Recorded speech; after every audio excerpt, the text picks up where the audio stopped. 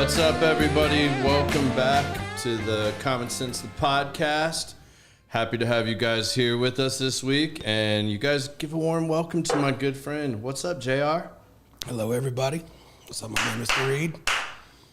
I got to get some audience like clapping special effects. Yeah, you need to do here. some shit. You talking about going to Vegas and shit, and you ain't even got the second camera thing figured out. Man, why are you bringing shorts, up ladies you know, and gentlemen? shit. I've been saving. He's this bringing since up he some attacked behind the me scenes earlier. shit. It wasn't. It was a suggestion. It was a literally Jedi mind trick about going to Vegas to see one of our good friends fight, and I just said, "Let's just do Common Sense live from Vegas." Bam. And then he looked at me like, "Who gonna pay for that shit?" Yeah, and Biz got a sponsor for us or something.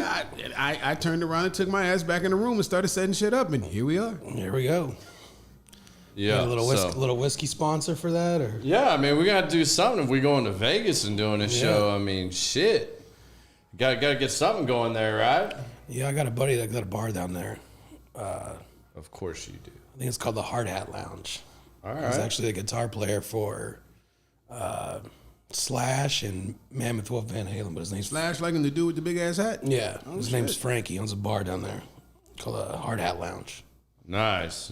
So maybe you can do it from there. Yeah, It's one of the oldest bars in Vegas. See, JR, he's already making. See, you put positive shit into the universe, it comes back. Crazy He's thing finding is, a way to make it happen. and Biz is gonna find us a sponsor for airfare and hotel and That I don't know about. We flying Spirit. We flying Spirit. If I had to find a sponsor, we flying Spirit. You better fly Spirit and bring a backpack. That means that ain't none of my equipment gonna make it, and we may not even make it. Just ship it to the hotel. No, we're flying That's smart. That J whatever. Oh, UJet. Just UJet, and No, then that there's JSV or whatever. JSX. JSX. Yeah, Yeah, JSX. Yeah, you getting us a hook up there. We're gonna go big time if we're gonna do this. Biz I may know a guy. I may actually know a guy. But anyway, I digress. So, let's get back to it. So, for those of you that don't know JR, tell us a little bit. Give us the 2-minute version of like where you grew up, where you're from, what you got going on. I'm a Texas boy. I was pretty much raised in like the mid-cities area in between Dallas and Fort Worth. And I've been up this way up north for a while. Wife, 2 kids, a lot of bad mistakes, owning businesses, you know. Stuff like that. That seems to be like a common thing that bar owners all say when they come on. That's the first thing they say. Yeah, we're getting it back to back because Sean was on last week. Yeah. You guys were the ones that jumped on. Sure. It's a tough business. And especially right now with this economy and everything. But it was the next thing I knew. You know, I wanted music to be my career, and it could have been. But when it came down to traveling and leaving the kids at home and stuff, I wasn't built for it. So I had to do the next best thing that I could do, and that's slang drinks and talk shit.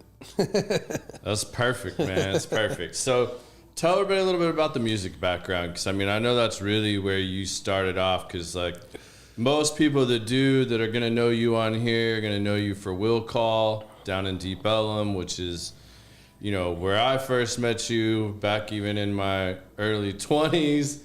That was a different setup for you. I mean, you were just known all over Deep Ellum, but I think it all started with the band stuff down there for you, sure, I believe. For sure. Tell everybody a little bit about that background. Man, as soon as I turned 18 and we started going down to the local show on Sunday nights, you know, back in the day it was like 97 cents to get in at Trees, and yeah, you know, we'd go there and see all the great bands. I mean, the rock scene in the early 2000s was just insane. Everywhere you went, there was just so much talent. So, I mean, after high school, I was catching myself down there, you know, 5-6 nights a week, going to shows every night, meeting people. And, you know, back then we didn't even know the word networking really was. That's what we were doing. And just meeting cool musicians and putting shows together, and, you know, it's such a family down there. Everybody knows each other for so long, and it's like, I don't know, I loved it. So I was sucked into that for a long time, and wrote some records and went on some tours and got my name out there as much as I could, and did some. What was the name of the band? The main band was Overscene, and I was in Overscene for 10 years? 15 probably. So, yeah, long time, yeah. The last time we played together was about 5 years ago. And that was a benefit show, Toys for Tots at Trees. Yeah, that was pre-COVID, so. You guys gonna do one of those North Texas vinyl things where you're gonna put out one of the albums and you guys gonna do a show for everybody? Man, I wish. I don't think we're cool enough for them to press a vinyl. I don't know, man. You guys had a pretty good following back in the day. And we do. I mean, it's still crazy because, like, Spotify and all that stuff, I mean, we're still, like, I think there's, like, 30,000, 40,000 monthly listeners or whatever. And, like, all the songs, you know, we got the Garth Brooks cover definitely took us to the next level as far as streams go. But millions of streams and, you know, it's crazy. It's pretty cool. It's cool that people still listen to it. You know, we're not even active, you know, so yeah, that's cool. So yeah, I wouldn't mind doing a vinyl press and doing some sort of release because I think people would really dig it. I actually found one of our first records on eBay the other day for like $100. That's awesome, like, man. I would have bought it, but I have one. I have one copy left, so I'll keep that one. There you go. I'll have to get on eBay and check this out because I definitely don't have that on vinyl. This one wasn't a vinyl record. When I vinyl, just sold CD. See, that. Yeah, I think a CD is a record. Yeah, there you go. Well, you also, man, like, I remember back in the day, like, was it Club Clearview? Which one was it? You used to, like, manage some of those, too, like, and, like... I used to, and this was kind of after the scene had kind of died a little bit, but I was at Curtain Club for a while. Curtain Club. Yeah, I was at Curtain Club for a while, and bartended there for a minute, you know, book shows, and I knew those people forever, so... whenever Whit was leaving to go into the medical field, they had called me up and they're like, hey, we know you're looking for your own place, but, you know, we want a familiar face around here. Why don't you come check it out? And I went down there and slanged a couple nights and got to see everybody that I normally didn't get to see because I'd be up here working at nightclubs and stuff in the northern part of the area. And I loved it. I was glad to be back. You could wear shorts and hats and T-shirts there and be comfortable and make money and see your buddies and see a bunch of good bands and shitty bands play. And yeah, and then one day they were like, you know, the front used to be the Liquid Lounge. Yeah. And that's where, you know, one day Doug, the owner of the Curtain Club, he came up to me. He's like, man, I know you wanted to do your own thing. He's like, why don't you consider renting out this front space from us and you can remodel it and do your own thing and whatever. And I was like, I didn't visualize it because the place was such a shithole. No offense to any of my Curtain Club people out there listening. It was so old, you know, it was built in 97 and this is 2016 when the offer came, you know, to do it. Yeah. So it had already been nearly 20 years old. So, I mean, you can just imagine.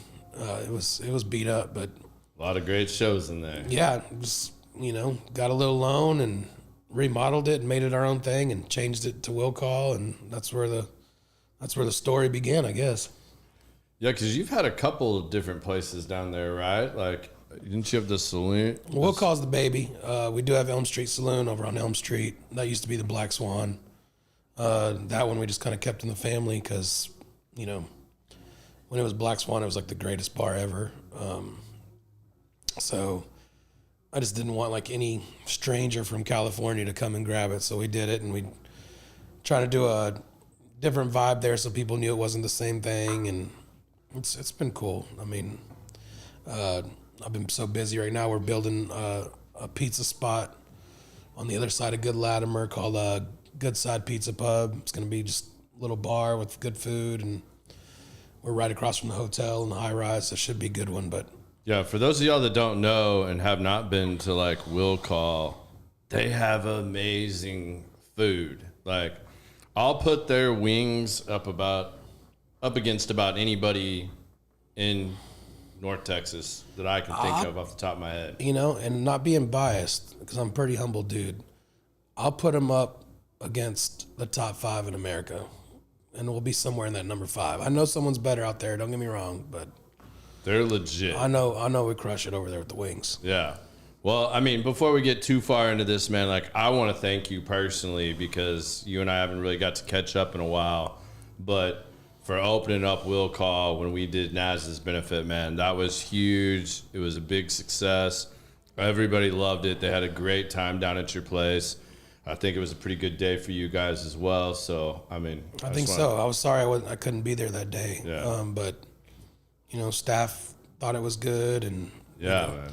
a lot of people that, like, it was great. That's how I realized how, like, our network was, because when you were throwing that benefit, so many people that didn't know that we knew each other were hitting me up like, oh, that's so cool that you're doing that. I go, obviously, Naz was a real well-known dude because everybody was hitting me up about it. I was like, oh, okay, this is good.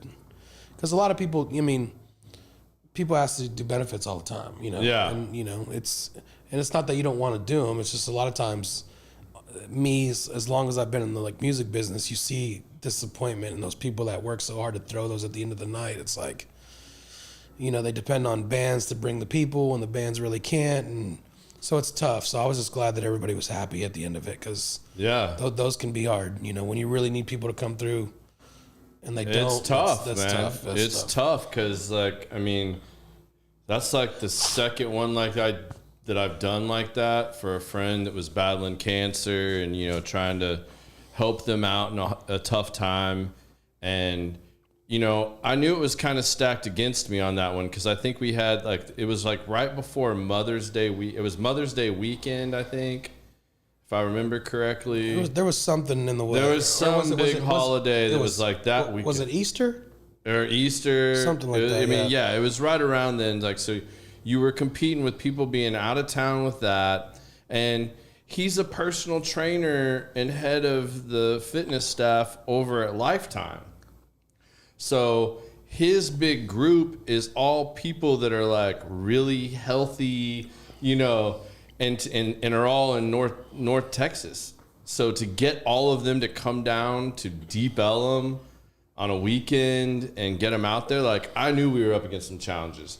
But it was the same thing, you know, like, Sean was like, why didn't you hit me up? I'm like, because you're the only place that people can smoke inside. Like, if I'd have tried to stuff all these people in there where people are, you know, smoking a pack of Marlboro Reds while they're having their drinks, they'd have lost their damn mind. I forget Addison still does that. Yeah. So, I mean, it was, you know, kind of damned if you do, damned if you don't. And it was like, I wasn't going to pull anything off big enough or put the pressure on me, like, because, you know, even Clint was like, yo, man, you find the right day. I mean, I'm cool with you doing it here too. And I'm like, well, shit, you do it at Trees, you're now expected to really bring the heat. Yeah. And, like, I didn't want that pressure. Like, people don't realize how much work goes into something like that. I mean, like you said, like, you worry about it of the people being disappointed at your place of business, and yet you're trying to help out because you know the reality of it is, like, I mean, I don't care who you book. I mean, we had Paco, I mean, and a bunch of other great bands, but I mean, like, even somebody that's as well known as Paco in the industry, and he was playing, I mean, he played for almost 2 hours, bro. Yeah. And it's like, granted, I saved him for the end, but, like, I felt bad because most of the people were gone, but everybody that was still hung around got an amazing show from Paco, you know, hanging out at the end of the night. So, you know, it's kind of like you're damned if you do, damned if you don't. Right. You put him on earlier, and then there's nobody there at the end. You know, you put him on at the end, and, you know, there's 2/3 people already gone. It's hard to predict the vibe for sure. Yeah, especially when you do it for a long period because you're trying to, you know, do a silent auction and everything else. So, but man, I want to, you know, extend my gratitude to you for, you know, letting us do that and, you know, rock out your place. Man. Absolutely. I'm glad y'all did, man. It was a lot of fun, man. We really enjoyed that. Well, let's talk about it. We just mentioned Clint. You know, Clint owns Trees. You know, you guys are real tight. I see you guys hanging out all the time. I mean, how's that been for you, like, the transition? I mean, like, because you were in the music scene, you've been a part of a lot of Deep Ellum. I mean, like, you also have, you have the Everything Ellum shop, too. I mean, you've been a big part of, you know, to me, Deep Ellum goes through this, like, 10-year cycle where for 10 years, if the music's good, Deep Ellum's popping. And then they come in, same owners, they change some names, or maybe it's a few new owners, they revamp some stuff, and they try to, like, you know, market to whatever's going on then. Deep Ellum goes to shit for 3-4 years, and then all of a sudden it's back again. So what's that been like for you and like the relationships and just like, because I know you guys are all really tight down there, the core of what I consider Deep Ellum. Yeah, I mean, to me, like, Clint's like, he's the jefe, you know what I mean? He's the main man. Like, when he opened Trees again, to me, that's like what gave Deep Ellum another shot. It's CPR, gave it another heart again, or a heart transplant or something. But Trees is, to me, is like always like, that's the heart of Deep Ellum. Like, if you don't have Trees in Deep Ellum, you don't, Deep Ellum doesn't it doesn't seem right. You know what I mean? So yeah, that was a big important part to it. I believe that was like 2008 when he came back and did that. Yeah, and that was the start of it. I mean, that started it. Then it's people were like, oh man, there's always 500 people across the street at this place. I'm gonna open this spot over here, and then next thing you know, domino effect, everything starts opening up. So, I mean, to me, he's the main man that started it all. And I just, going back to the early 2000s when I was playing gigs and trying to get in and play shows, like back in the day, they'd be like, all right, you can come play Curtain Club on a Wednesday night and we'll give you a shot. Right. And you're just like, you want to skip that process because damn well you ain't going to get that many people out on a Wednesday night or whatever. So that goes back to the networking stuff. So like we had been playing a couple shows at Galaxy Club and we were bringing out people and word gets out. So then other bands want to put you on their shows or whatever. So Down Low was actually the first band that put us on like a big Saturday night. Good old Down Low. My downtown. man Howard. Oh yeah, that's my dude right there, man. So as soon as they put us on and we played, a Saturday night with them at Curtain Club, after that it was easy. After that we were like on fire. We wanted to do it. So that's where that relationship started, and then it just growing as a person and always playing with them and they were always trying to get out there and tour and make good records, and so they were just good influences on guys like me that were coming out, because this story I'm talking about, this is 21 years ago. I was 19, 20 years old probably. So then when Clint opened Trees, I was pretty deep into the bar scene as far as bartending and stuff like that. And I was inspired seeing them. So like, 2012, 2013, I started looking for my own place to do a bar. And Clint was helpful at first. There's certain spots he was trying to get me into and introducing me to different landlords to get a building, and he's just always been there. He still checks on me. He still calls, hey man, everything going all good? You need anything? Like, he knows I'm opening the pizza place, and I'm like, bro, fucking running out of money and blah blah blah. And he's like, well, I got a storage room full of equipment and chairs and whatever. You want it? It's free. Just let me know. It's like, just good people, man. I'll do whatever for that dude. I mean, and you see that. Like, I mean, it's not like, like, if I go to Trees and it's a show of some bands that is in our circle of friends and everything else, like, I can guarantee, like, if you can break away from Will Call, I'm probably going to see you in Trees hanging out, and we're going to hang out, chill in the crow's nest, whatever, and, like, get a catch up. Or same thing, man, I come down to work on some stuff for you guys for the event or something like that, and Clint and his whole car group are having brunch on your patio. I'm not familiar with you guys. Is the live music scene, is it still alive? Is it resurging? Do you still do live bands, or what is the current condition of live music these days? I'll let you take that. Man, it is tough. The scene is tough these days. It's not like it used to be. Along with everything else, COVID killed a lot of shit. I don't know, am I allowed to say bad words on this? Okay. You can say whatever you want. Hell no, you can't say that shit. So COVID killed a lot, man. And the COVID also made a lot of bands realize, like, oh shit, man, we're old. We don't need to keep paying for a practice room, meeting up and jamming. And so a lot of bands just kind of deteriorated with COVID. So there's not as many And, you know, I mean, you see it with the mainstream. You know, there's not that many. Now the last couple of years is a little bit different, but over the last 10 years, you don't see kids, like, wanting guitars anymore. And, you know, like, the whole dynamic of music has just changed. So you're not going to have this generation of new musicians coming up because... They all want to pick up controllers and be insta DJs. Right. Like, get on my damn nerves. DJs or just not into music really at all. You know, everything's so electronic, and, you know, you got awesome musicians that come out that make good records, and these kids find out, like, oh, you can do that in your bedroom on a laptop? Like, that's what I'm doing, you know? So then you see all your friends in the industry, like, that work so hard to build these fine art studios with, you know, petite floors that make it drums sound good and walls and all this shit, and now you don't even need it all, you know? So then you see the studio guys hurting. So I'm a little bitter when it comes to that kind of stuff. But there is a good music scene in Dallas, and, you know, you can... It's coming back, I think. The original part of it, not so much. I mean, there's... The cover bands out here are huge. These guys make so much money, and there's so many places for them to play.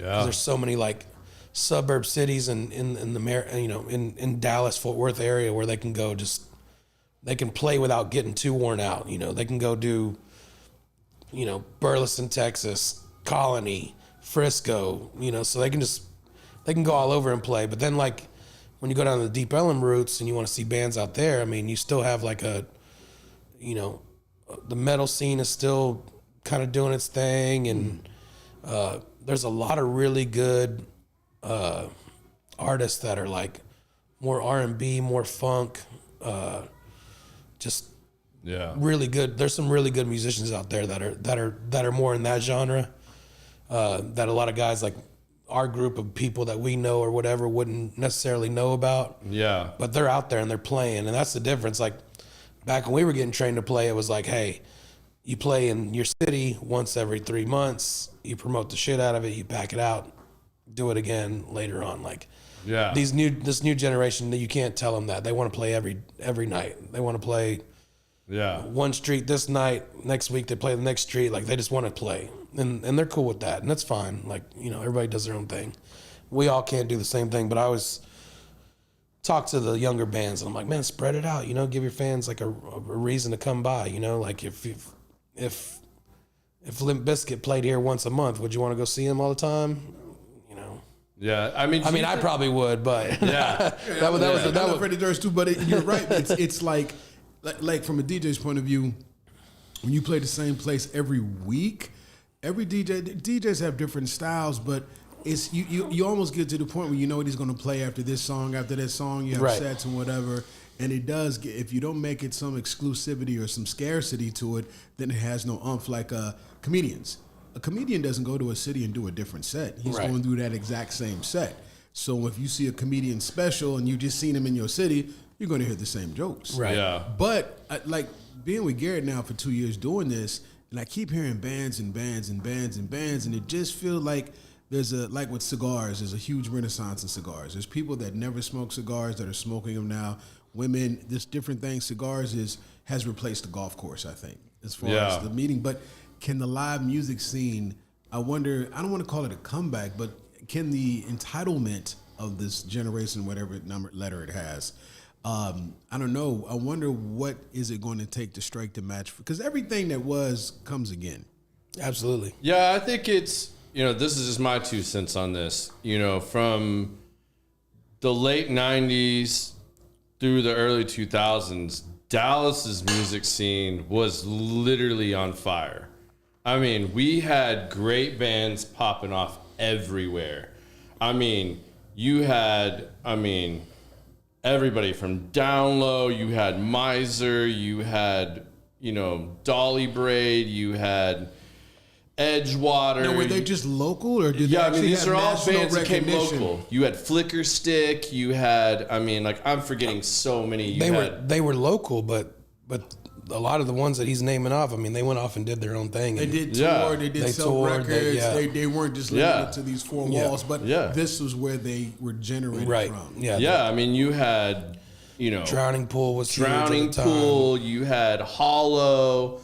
You had, I mean, I could go on for days. You had a Benjamin Allen band. You had, I mean, you had, the Mad Mexicans. So, like, are all these guys old and retired and gone? Because you sound like a Dallas Palooza freaking. But like, that's what's happening. Music fest that can happen just with everything you just named. So, a lot of guys passed away. A lot of them are still doing it. A lot of these bands can get together and do a reunion show and pack it out with a couple thousand people. I mean, like, you have Slow Row, Toadies, Nixon's. Nixon's. I mean, you guys just named off 20 damn bands. Like, but that's what's happened with like North Texas Vinyl.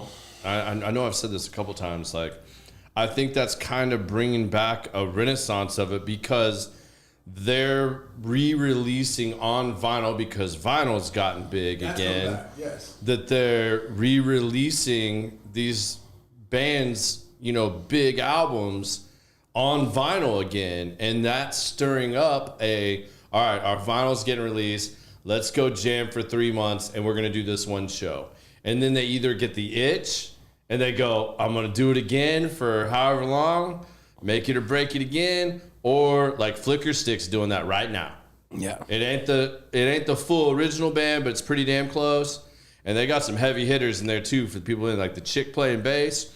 She's known. I wish I could remember. You probably know, but like, she slams and she's played with a lot of big people.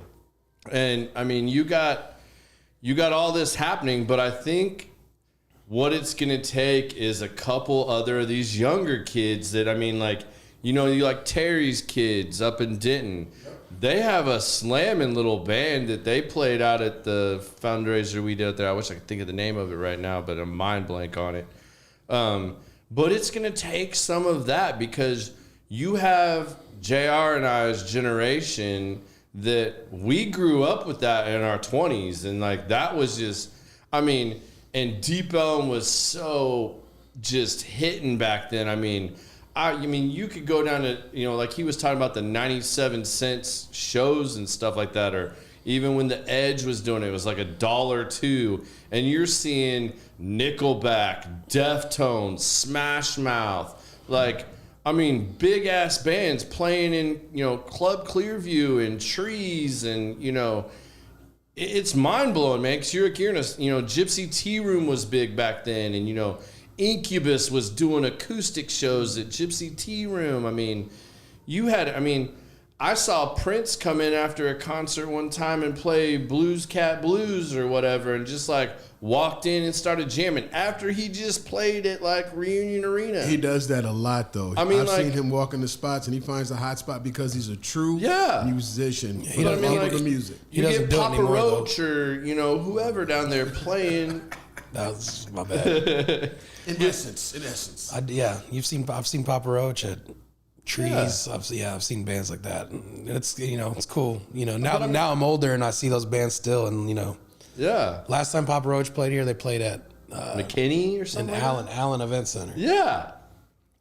And those dudes are just, man, they're just cool dudes, like just humble. They were awesome. I took my daughter to see it, and she's 16 now, but.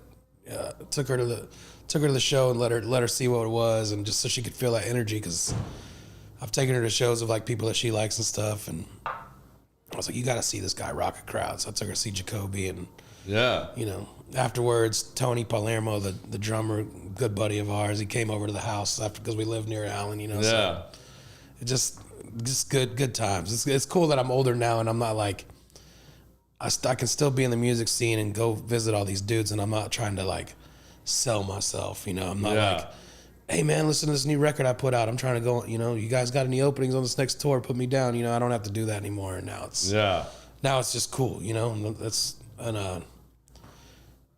connect on a different level. Yeah, it's like a totally different level. And I love still being involved in the scene. Well, yeah, and you do a lot for that. I mean, like you have Paco. Excuse me. You have Paco down at your place all the time playing little sets and stuff like that. I mean, you had Cameron and them playing. Oh, I really wanted to go to that show. I just met Cameron about, 6-8 months ago. And he's one of my best homies, man. Shout out to that dude. if a band is gonna bring it back down there right now, man, I think Cameron and them are. He's staying true to it, on man. fire, man. He that Nirvana cover is fucking sick. Last year they put out, a bunch of different singles, and one of them specifically was the Room 101, and it just fucking jams, dude. And I wrote Cameron because me and Cameron pretty much the same age, so we came up together in the scene, and I hit him up and I was like, you can't make good records in your 40s anymore. And then I put Cameron, hold my beer. Yeah. It's like, he's just still killing it, dude. I mean, they're writing music now that's just better than when they first started. And that's hard to do, but man, they practice all the time. They're always writing, and their live show's still good. They don't look like a bunch of old dudes up there doing it. Yeah. So yeah, I hope that, people, rock used to have like this age limit on it. Like, oh, if you don't make it by 30, you ain't gonna make it. And that's just that. I don't think that and that's part of the change in music as well now. Like now now there's no age limit. You can be older and make it. There's no weight limit anymore. Because there used to be, every time we'd cut a badass record, producer would be like, hey man, this might be the one. When you get back home, you need to hit the gym, you need to lose some weight, you need to do this, And now you see like Jelly Roll and Luke Combs and Teddy Swims and Lizzo and all these artists that are overweight and just badass at what they do. And it didn't matter if they look a certain way. So now it's acceptable. And, I think the only one was the dude from Bowling for Soup that was the big guy that, wore a tutu and shit. Like, that's the only, one back then. Like, so... Yeah, it's just, the scene is just, the music scene has just changed now. And now, most of these artists, even the ones I just named, I mean, those dudes are close to 40 years old and they're barely getting their big break, So that's the good thing about the new generation of music and listeners and everything is, their ears don't have a visual of what they expect, All right, before we dive off any further, because I'll forget and then I'm going to get beat up about this, what we smoking, what we drinking. So, JR's kind of a novice but likes cigars, so I had to go, and he gave me the most bland answers too when I was asking the cigar questions. I was really busy when you hit me up. This fucker.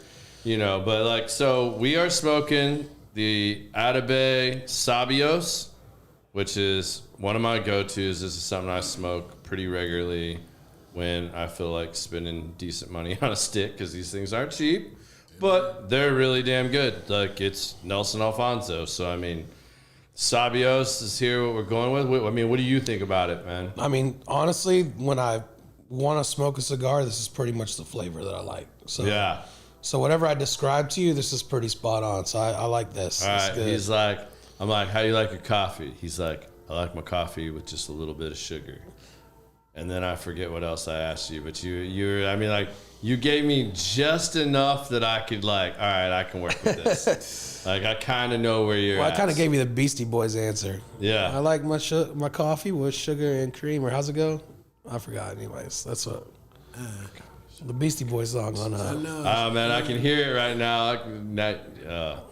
Well, we're going to jump back to that. And then as far as drinking, I'm rocking with the Iron Root Harbinger Cigar Blend. This shit's amazing. If you can find it anywhere, go get it. He's drinking an old fashioned with the cigar blend. And I got to say, it's really good. It's really good. Was it Ziggy? What was it? Yeah, Ziggy. Or no, Twiggy. Twiggy, my bad. You got me with Ziggy now. Shout out to Ziggy from Andrews. Yeah. No, this is really good. Yeah, Twiggy knows her stuff back there, man. Yeah, this is a good Too one. bad Man Bun isn't here. Yeah, your shout out, Jacob. You could have made him the pink drink, and you guys could give me more shit about that. Or no more pink drink since he's on here and he's popping up. And what's up, Sean? Sean says hello, boys. What's up, Big Bill, or should I say Jose? I'm just fucking with you. Big Bill's on there? Big Bill's on here. That's a legend right there. He is a fucking legend. Legend right there. That guy's been serving me drinks since I could drink. Pretty close to me, too, yeah. Yeah. Yeah, I tell everybody he's my dad when they come into the bar. He gets love mad. it. Love it. Somebody is related to Deborah Lopez. Who's that? She said, "Hello, cuzzo." That would be me. That's my I cousin. figured. So I'm Deborah. looking at you because I know. Yeah. Shout out to her, and she just got married to Congratulations. Corn. Shout out to Brax Windows if you need your windows done at your house. Yeah, Hit there them you up. go. Yeah, no, and man, if Big Bill was here, I'd have him make me the damn drink he makes me at your place all the time. Because I told him, same thing I told him, and this is where Bill's way cooler than Jacob. Because I told Jacob, hey man, I don't feel like drinking whiskey just straight today because that's my normal go-to. I was like, give me something refreshing, man. Like, I've been out in this 100-degree heat all day. Like, give me something refreshing. This son of a bitch makes me like a pink whiskey punch drink and puts it in like a fruity-ass like martini glass. I'm like, all right, man, I'm cool. I'll roll with it. And it was damn good. I tell Big Bill the same thing, and he makes me this slamming cucumber tahini-rimmed like poolside wet dream of a drink. And I'm like, yo, I'm in. Like, the name of it? Pepino. he That's what just call it, laughs now. He Pepino. goes, you want one of those? And I'm like, yep, that's what I want, bro. Is that the name of it? Poolside Wet Dream? Because it kind of fits the. I mean, it That should does be. kind You of fit, can- right? Yeah, You know Poolside what, Wet Dream. Bill? You can take that. If you want to call it the Bill's Poolside Wet Dream, I'm good with that. JR said he'd put it on the menu. We'll both take another. And This was good. yeah, I mean it's solid, man. Nice Like, shot. You got a lot of people shouting out, man. yeah, you got the fans on here. He even had Don. Old Don Brooks showed up in DB. full fucking gear just to see JR today. I mean, I was like, You know what? I left off when we were talking about good bands back in the day because Download put us down. But Don used to manage Altered. yeah. And Shadow Don was one of the first dudes I ever met in the scene. And they had like 2 big singles on the Eagle back then. And I didn't know them, like 18, 19 years old. I think they're fucking rock stars. And they were playing a live acoustic remote show with the Eagle at Hooters and Grapevine. That sounds right up Don's alley. Me and my boy Goose go up there, and they kept talking about, pot and stuff on the radio, and they had to take 420 breaks or whatever. So we roll up there, and my buddy Goose has this huge, brand new, jacked up Jeep, and Shadow comes walking out to the van. We park close to their van and trailer, and he comes by. I'm like, hey man, blah blah blah. Start talking, and give him a little bit, and he's like, oh yeah man, you guys are cool. I was like, hey dude, I'm playing, like I was talking about earlier, I'm playing Wednesday night at the Aardvark in Fort Worth. You should come out. He's like, oh okay. Well dude, the Wednesday night on Fort Worth, Shadow shows up, and he came and checked us out, liked us a lot, put us down, and that's how we met Don. And Don was managing those bands back in the day. Yeah. And he had us. Don had a good thing going on, man. Don's always been a good dude to me, so I appreciate. That dude has done everything. Man, Dude. he was a cop, Literally, a music still- manager. I seen him today in his full garb. I literally kind of went back in the corner and made sure I didn't have any warrants before I came all the way in the I room. think when I think seen he him. works for the I was like, cartel or something. shit. Dude, seriously, inside track, man. He is. Well, we laugh about it all the time, man. We lived in the same neighborhood. We were both in Deep Ellum constantly at the same time. And I joke with him, like all the time because he looks like, God, what is it? He looks like, what's his name in Clerks back in the day? He was always wearing his trench coat and he had that like longer hair and shit. And I was like, you look like Dante from Clerks back in the day. No wonder I didn't hang with you, man. I wouldn't have like been seen near you. And we joke about it and stuff, but like, we met because of my new neighbor, and I went to one of his friendsgivings. But like, we were doing the same stuff and hanging out with the same people. Like, we had to have crossed paths back in the day. It's the same thing. Like you, like I remember you from like Curtain Club and stuff like that, and seeing you. Yeah, that was the and same like thing with you. down low, like because Howard's my boy. Like when they got their first thing where Don got him on like Good Morning Texas or whatever, I got down there that morning and rocked out with Howard, and me and Howard instantly became friends. And then I lost track. When I got out of the music scene at about 24, I stayed away for about 10 years. And, and then my wife and I are literally going to the armory for an old fashioned, and we, Howard's standing out front of trees, and I just see him, and I started running towards him, and he just yelled out, "I ain't doing any Jaeger with you tonight," and then gave me a hug, and my wife's like, "Oh, so all that shit's true?" I'm like, "Yep, all that shit's true." So, forgive my ignorance because I've only lived here 8 years. So, were you lead singer? Did you play an instrument? What was your role in your band? I was the lead singer. Lead singer. Yeah, so you was the front man. Front man. You was the guy up front. You still carry your tune the way that you did back then? Give me a couple drinks, man. I can get you. And it's on and popping? I can serenade you up, bro. See, that's what I'm saying. Yeah. So I know when I come down to the spot, I'm going to be like, where JR at? Yeah, let me get this. Give me that Garth Brooks cover real quick. Yeah. Yeah, no, I was just raised on good music, man. Good melodies, good, and I just That's the conversation we were having before we started the show, man. Just it's so many things out there, any genre, whatever. Just I miss. Brand, I turned to the BET Awards like 3 weeks ago, and this chick, Sexy Red, came on, and she went to go sing, and my wife had to tackle me because I literally tried to throw a shoe through the TV. Man, it wasn't worse than that national anthem at the Home Run Derby. Dude, I refused to watch that. So they had, I was here at the lounge, and I was doing something, so the sound was off, and I didn't hear it. Then it was on the news the next morning, she was apologizing, so she was drunk and da-da-da-da-da. I haven't heard it yet. I heard it was so horrible that it's a train wreck you don't want to watch. See, this is where one of those moments where I wish we had like the double camera and you could like be pulling up like your screen and we could pull up. I'm working on that because I want everybody to hear what it is. You could like have that shit playing for the people at home. Bro, it's the worst national anthem I've ever heard in my life. And they didn't cut her ass off. They let her keep going all the way to the end. I saw a thing where it said, my wife was showing one the other day. It said, she was reading to Fergie was like, "Hell yeah, thank God." She done. Fergie's not the worst anymore, man. But I feel bad for that girl, man, because I ain't gonna lie. Like me, I love alcohol, of course. It's what business I'm in. I've done some stupid shit like that. I've done some things where I think I'm, King Kong and I can perform, and then you do it, and you're just like, man, I just alcohol's telling you in your mind you sound you think, but the reality of the playback is something totally different. So I mean, you already in that situation, singing in front of that many people in a place that big, you already can't hear yourself in the first place. Oh God. Yeah. So for her to go out there and she can't really hear her head voice, and she didn't have her monitors in her ears. Like you said, her head voice. That doesn't make sense. She was hammered. She was. You can tell when you go back and listen. I thought it was just an when excuse. I watched it, I was like, oh yeah, she's hammered. I've been doing this for 20-some years. And the crazy thing is, there was no handlers to stop her. Nobody kind of observing her. No, and that's the biggest stage that girl's ever gonna probably get on. Oh, she's done. And like, it's sad, but it happens. I mean, I look back at like year one, especially when I was super nervous when we first started this. Especially if I knew the people and I had my because you could getting friends on and stuff at first too.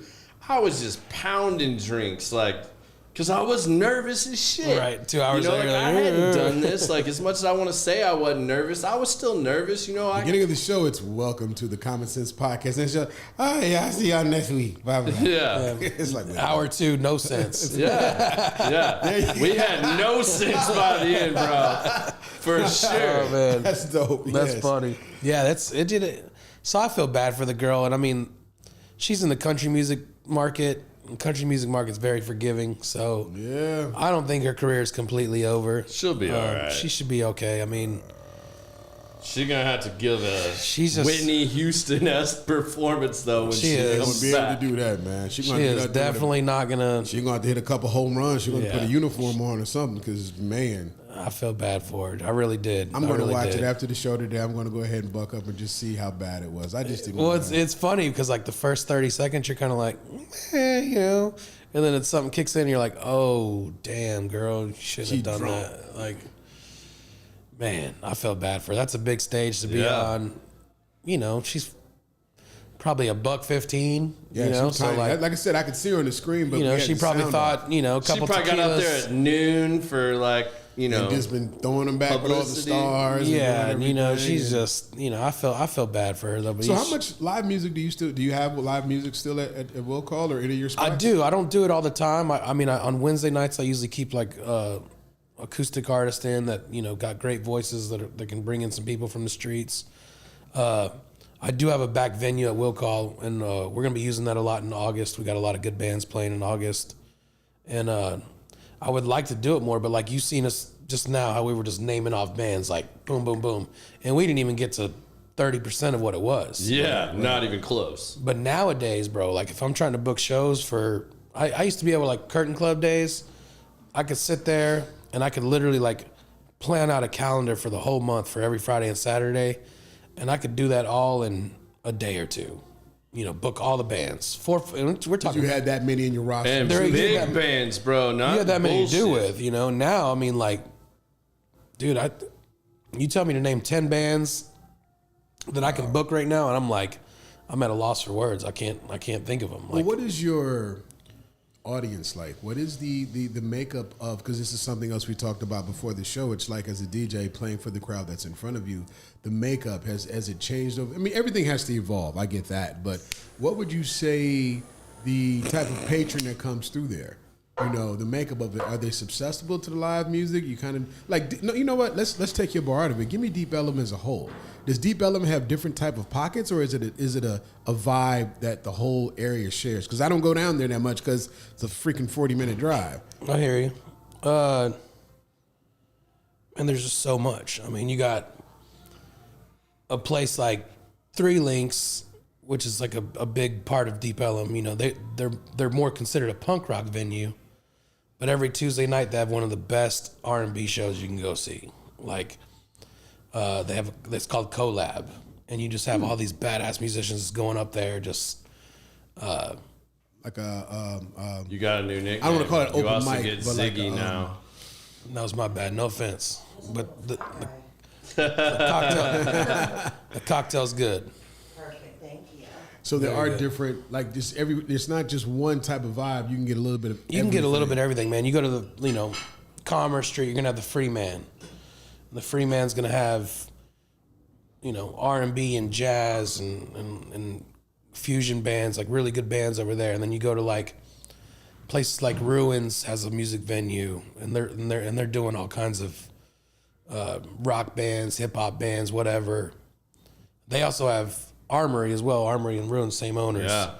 And on Sundays, they created a vibe that's just unreal with a group called Brand New Funk. And you got to go check them out on a Sunday. It's on a patio, so take some cigars, whatever. I'm already a fan. But it's an old school I'll go with DJ. And, I mean, he's cold. I mean, he's old New York cat busting out, great hip hop. Real, yeah. And then he's got a drummer, and the drummer is just, I mean, they're a dynamic duo, man. They're killing it, You know what? I've seen Instagram videos with them too. Probably. Yes, it is. It's amazing. Yeah. I know exactly who you're talking about. I've seen that, and I was like, I don't know no drummers because I definitely would bite the shit out of that. Yeah, dude. You go check that out on a Sunday, bro. They got a whole vibe going on over there. So do you find yourself do you need to be innovative and keep up with things and stay in Tyler's trend, or do you have your lane that you just stay in, it sticks and it works? I like to, if people have their thing going, I like to let them do their thing. You know what I mean? Like, especially in Deep Ellum, like, even when I opened Will Call with a restaurant, I'm like, all right, well, I'm not going to do burgers here because I can tell you where to go get the best burgers in the neighborhood. I'm not going to step on their toes. They already do that good. So I'm going to do cheesesteaks and wings because nobody's doing that out here, And that's what I did. Same thing like with the music. Like, if Bronno Funk's killing it for the Armory and that's their home spot, I'm not going to go bother them and, hey, come play at my place. Nah, you're on the next street over. Those are my boys that own the place. They're doing great. Like, keep doing your thing, So find your own thing, Like, that's the way I am. I just I don't like to try to, ride on people's coattail or whatever. Like, Find your own lane. Find your own thing, Like, my thing, like I said, like, he's talking about Paco. Like, Paco's one of the greatest musicians to ever come out of that city.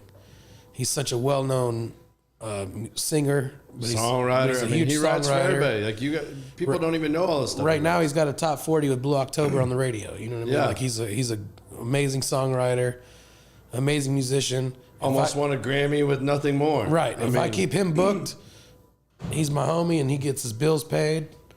Just having what little gigs I have helps him pay his rent because he wants to play music all the time. And then it helps me pay my bills because he's so amazing, and this group of people walking by on the street hears him and they come in, and So it's natural synergy. Yeah, just that's. But I that's, love that too. Like how you guys network and support each other, and what that's grown into, man. Like I think that is the essence of what is bringing back Deep Ellum. I mean, like I know it's gotten a little bad again, and people, you hear on the news, and people are scared to go to Deep Ellum again. But the news only reports the bad shit. They don't ever talk about right. the good. And I mean, like, and you put yourself in certain situations, you're gonna, end up in that situation. The news is, excuse my language, the news is fucked up. Yeah, because they'll do some shit where it's like, for instance, like last summer we were in the same city. Every summer it gets kind of bad. There's always this like young kids that just that's cause ruckus in every city in America. I'm from Omaha, Nebraska. Right. Every time I go home, what happens? Yeah. I'm sending him shots of somebody just Somebody got got shot. Somebody got shot. Well, it's a couple days ago, some dude got shot and killed outside of Victory Park over there by American Airlines Center. Yeah. And I told my wife, I go, I bet you it was fucking kids that did it. Next day the news comes out. A 15 and a 16-year-old girl. Yeah, man, that's Since when do girls need to start rolling strapped up? You know what I mean? Like you'd be surprised. Or stuff even like that is just over in the neighborhood. Like, I mean, that dude walked up and just like slammed that dude with, I don't know, it was a bat or a stick, and just like it was a rod. It was a rod or some something. kind of stick, or something. Random, super random. Just walked right by and just clacked this dude. Like, I mean, it's crazy. But it happens everywhere. It ain't just Deep Ellum. It happens everywhere. Like what I was back to what I was saying before I got sidetracked is like I remember last summer there was like 10 murders in Dallas or whatever. Well, only 2 of those were reported in Deep Ellum, but the newspaper and the media, they put a picture that says, of the Deep Ellum sign. Big, large, tight. Put the skyline of Dallas or something in there. Why do you gotta just throw the neighborhood under the bus like that? We all know how it is, controlling narratives and things like that. And people, and they don't give a damn how that affects your bottom line and your reputation, because the bad in this business always outweighs the good, but you don't hear enough about it. Yeah. And that's just everything in life. That's like when you're a kid, you remember, you forget about 10 good things your parents did for you. Remember the one fucked up thing, it's just. Yeah, that's people. Well, let's back it up on life that. in general. Yeah, that's a good point to ask this question. Let's back it up. So you went from, I'm going to have a career in music. I'm getting in the Deep Ellum scene. I'm meeting these people. I'm getting myself booked. I'm slanging drinks here. I'm booking bands here. I'm networking. I'm doing my full thing. But then you get this idea in the back of your head, which I know there's a lot of people that have that, like thinking owning a bar is cool, or I want to open a music venue. I mean, I'm speaking for myself right there. Like, I want to open a music venue someday. I've said that since I was in my 20s. And, you start thinking about that. But you took the jump. So break that process down for everybody. Like, maybe there's someone out there that's like us in our 20s that all of a sudden, like, man, like, cool, like I want to own a spot in Deep Ellum. Like how did you make that happen? How did that come from the idea to JR has will call? Well, when you're doing music, everybody's like, oh, you got to have a backup plan. What's your backup plan? Because this may not work out, whatever. So mine was, well, when I wasn't like on the road or out playing shows on the weekends or whatever, I'd bartend, and that's how I made enough money to like pay the bills at home. And me and my wife were young parents. We had a newborn at home, and so that was my backup plan. I was like, well, I can slang drinks, and I was good at it. To where I always had dudes that were like, hey man, whenever you want to do this on your own, like let me know. I'll invest in you, whatever. And people still to this day they say that all the time until you ask them. Yeah, but you actually made that call. Until you ask them, then they're like, nah, man, I can't do it right now. All right, no. So anyways, that's kind of how it started, like I was just like, what am I going to do? I chose music over college, so I didn't have some degree to go out and get like some good job for what my expectations of life were, because, I assumed I was going to be a rock star and buy my mom a house and, be on MTV Cribs. Dude, I mean, I visualized all of it. I manifested the shit out of that. And I just, I really feel like we were late to the game. We were late to the game because I will say we had really good music, really good singles. We could have been something, but, I remember like our first big national tour, we're playing in all these cities in front of thousands of people, And a lot of people knew the music, and you're like, it's flattering, but at the same time, you're like, I'm on this tour because I'm releasing the album, but they all got it because you could download it from the internet and have it. So Napster. When we're out selling $10 CDs at the end of the show, trying to get some gas money to get to the next town, and everyone's like, oh man, I already got the record. My favorite song is blah, blah, blah. Like, well, how'd you get it? You know, I have them right here. Like, these haven't even been released online yet, you know, and that's kind of where I was like, as a businessman and knowing business, I was like, okay, well, this isn't a good business to be in. Like, I mean, now even to this day, I mean, dudes that I know that have sold millions and millions of records that can go out and make 100,000 a show, they're struggling, you know? So that was the thing for me. Like, I was just like, bar business was my backup plan, you know? And I had another opportunity the same time that, I got asked from the Curtain Club if I wanted to lease Liquid Lounge and make my own bar there. Literally the night before, I had got offered a big job at a big music venue to be a production manager there, which I would have made great money at. And I had to pick which one I want, you know? And it was a conversation with my wife, like, are you trying to do this for your ego? And I'm like, no, I think if I was, I would do the music venue thing, because then I get to be involved in the scene, and I'm still, you know, still can be like a top dog or whatever you want to call it. Yeah. And the bar thing just seemed easier for me to do. And it was really easy for me to do at first. You know, after COVID, it was a struggle. You had to find new ways and everything like that. But before that, I was like, damn, I made the right choice. Like, we're going to be good. My family's going to be good. How'd you make that transition though? Like, once you decided, like, you know, did you just have all the money to make this happen? Did you have to take out loans? No, did you I just went to a private, back? I went to a private investor. He fronted the cash. I paid him back like really fast. And then the building sold. And then I was like, fuck, now I'm starting back at square one again, you know? So I had to go back to him and say, hey, all that money I gave you back, I need it back ×2, because I'm going to get a spot right next door.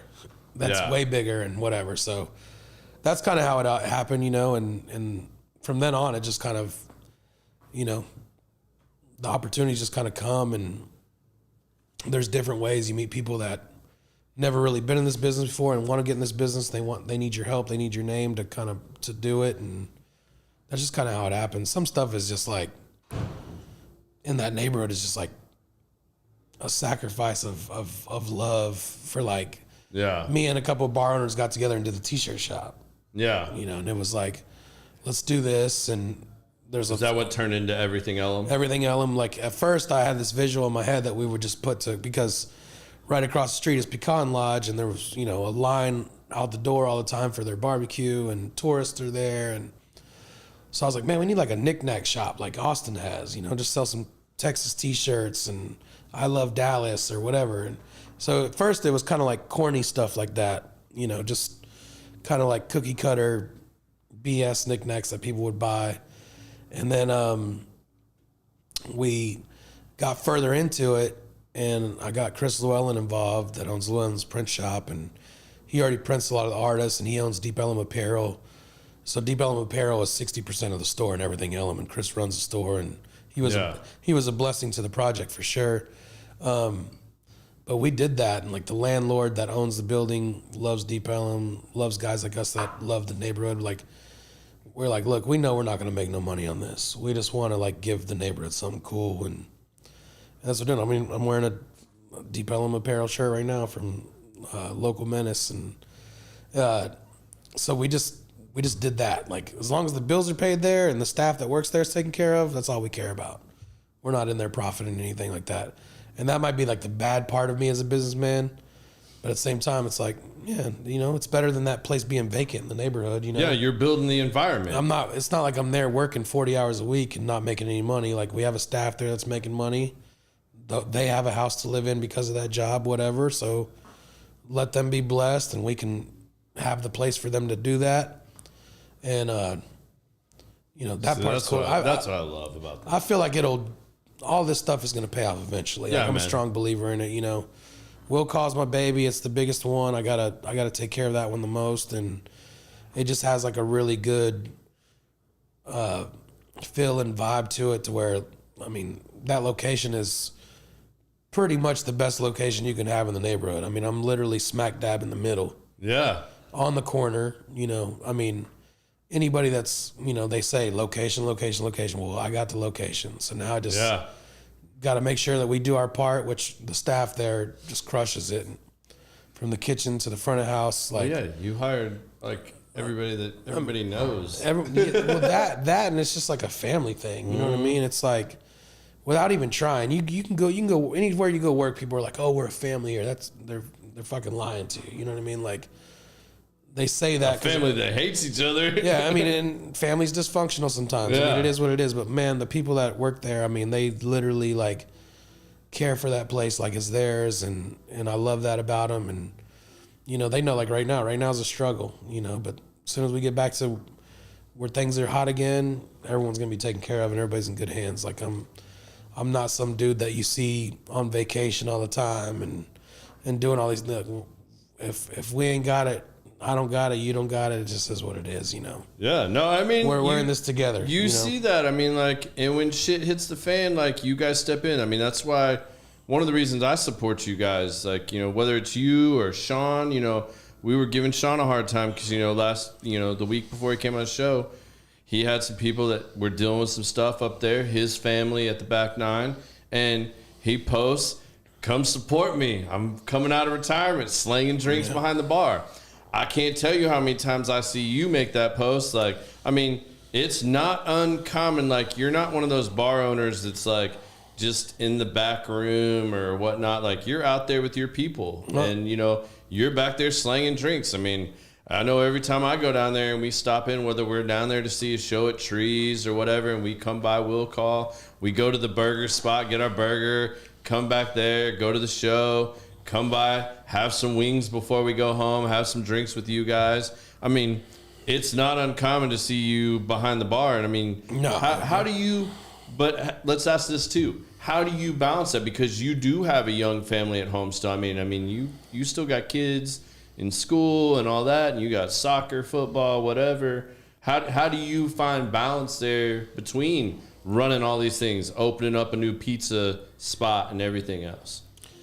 It's like I said, with the staff is so special and so cool that I can trust them when I'm not there, whatever, that it's, you know, sometimes they'll be like, hey, I'm going to California for a week. Cool. Don't worry about it. I got you. You know, I'll work those shifts. Because if I'm there anyway, I'd rather be behind the bar. I don't want to like, I'm not trying to sit in the corner and act like, oh, I'm the owner of this place. Come and talk to me. Like, or I'm not micromanaging you. Like, hey, you're not doing that right. Like, everybody there knows what they're doing. Yeah. So if I'm there, I'd rather just jump behind the bar, make you a drink. Got friends come in, I'll make a round, you know, whatever. Like, that's just me. Like, work ethic, being Mexican, I don't know. I work, you know. So I'd rather just do that, you know. And are you gonna make it a Mexican thing now? I mean, it is true. We work. Can you make Bill a shirt that says "I prefer to be called Jose"? That would be funny. That would be awesome. I mean, I've never called him Jose. Shop and do that. I've never called him Jose, but I can make him a shirt like that. That's a joke from him and me back at Back Nine back in the day when him and I used to hang out all the time because I'm really bad with names. Yeah. Usually I give people a nickname so that I can remember their name. And with Bill, him and Jose, who's also another like bartending legend down there, like, you know, they would be working a shift together, or one would be coming on and one would be coming off, you know, and like I used to always fuck it up, and it would piss Bill off so bad. Like, I'm not fucking Jose. What? Just because I'm Mexican, you gotta call me Jose? He looks like a Jose. Yeah, I was like, I'm sorry. He looks more like a Bill. You look more like a Jose. He'd be like, and he'd do it back to me, you know, because my dad's name was Gary, so he'd be like, all right, Gary, you know, and like he'd just fuck with me too. So, you know, it's a good time. We're like that too, though. Like, I mean, my kitchen's Jose, so I fuck with him like Jose, B. We got a lot of them, but yeah, shout out to the kitchen crew. I know they're your kitchen's badass. I'll give it to you. Those dudes are bad. I mean, I don't, like I said earlier, just not being biased, dude. Like I still eat there. Like I still enjoy it. Like, you know, it's not like I'm forced to. I mean, I just, it's so good. Well, and I think what helps a tremendous amount too and it's whether it's how you run your music or how you run your food, you're like, what does Deep Ellum already have? And you're like, all right, check. Best burger place is here. Best old fashioned is here. You know, whatever. You know, like you knock those things off, and all right, so this band is popping for them. I'm not going to jockey off that. Like, this is working for Trees, not going to jockey off that. And like, you just go like, all right, what other void can I fill? And that's what you execute on, which I think is genius. I mean, like, that's a great business model to go, all right, there's already burgers and pizza over here. I'm going to go with wings and cheesesteaks. Like, right. I got this. Like, and I'm going to have the best damn fries that you can find down here, or the best damn onion rings, whatever it is, you know, like, you've done those things. What's maybe a challenge you've had? Like, you know, let's knock COVID off the list, because everybody could use COVID as a thing. What's maybe something early on as a bar restaurant owner that you challenged that like was something that you really had to like get past, and like, how did you do it? Like, what was like something you thought was like a roadblock that maybe ended up turning into a stepping stone for you? Man, I think like when we switched locations and we literally moved next door, and next door was adding a kitchen, I was like, okay, we already have like the best dive bar, industry bar where everyone comes hang out at. So now if we're gonna have another bar and it's gonna have food, we got to make sure that food is, you know, superior. So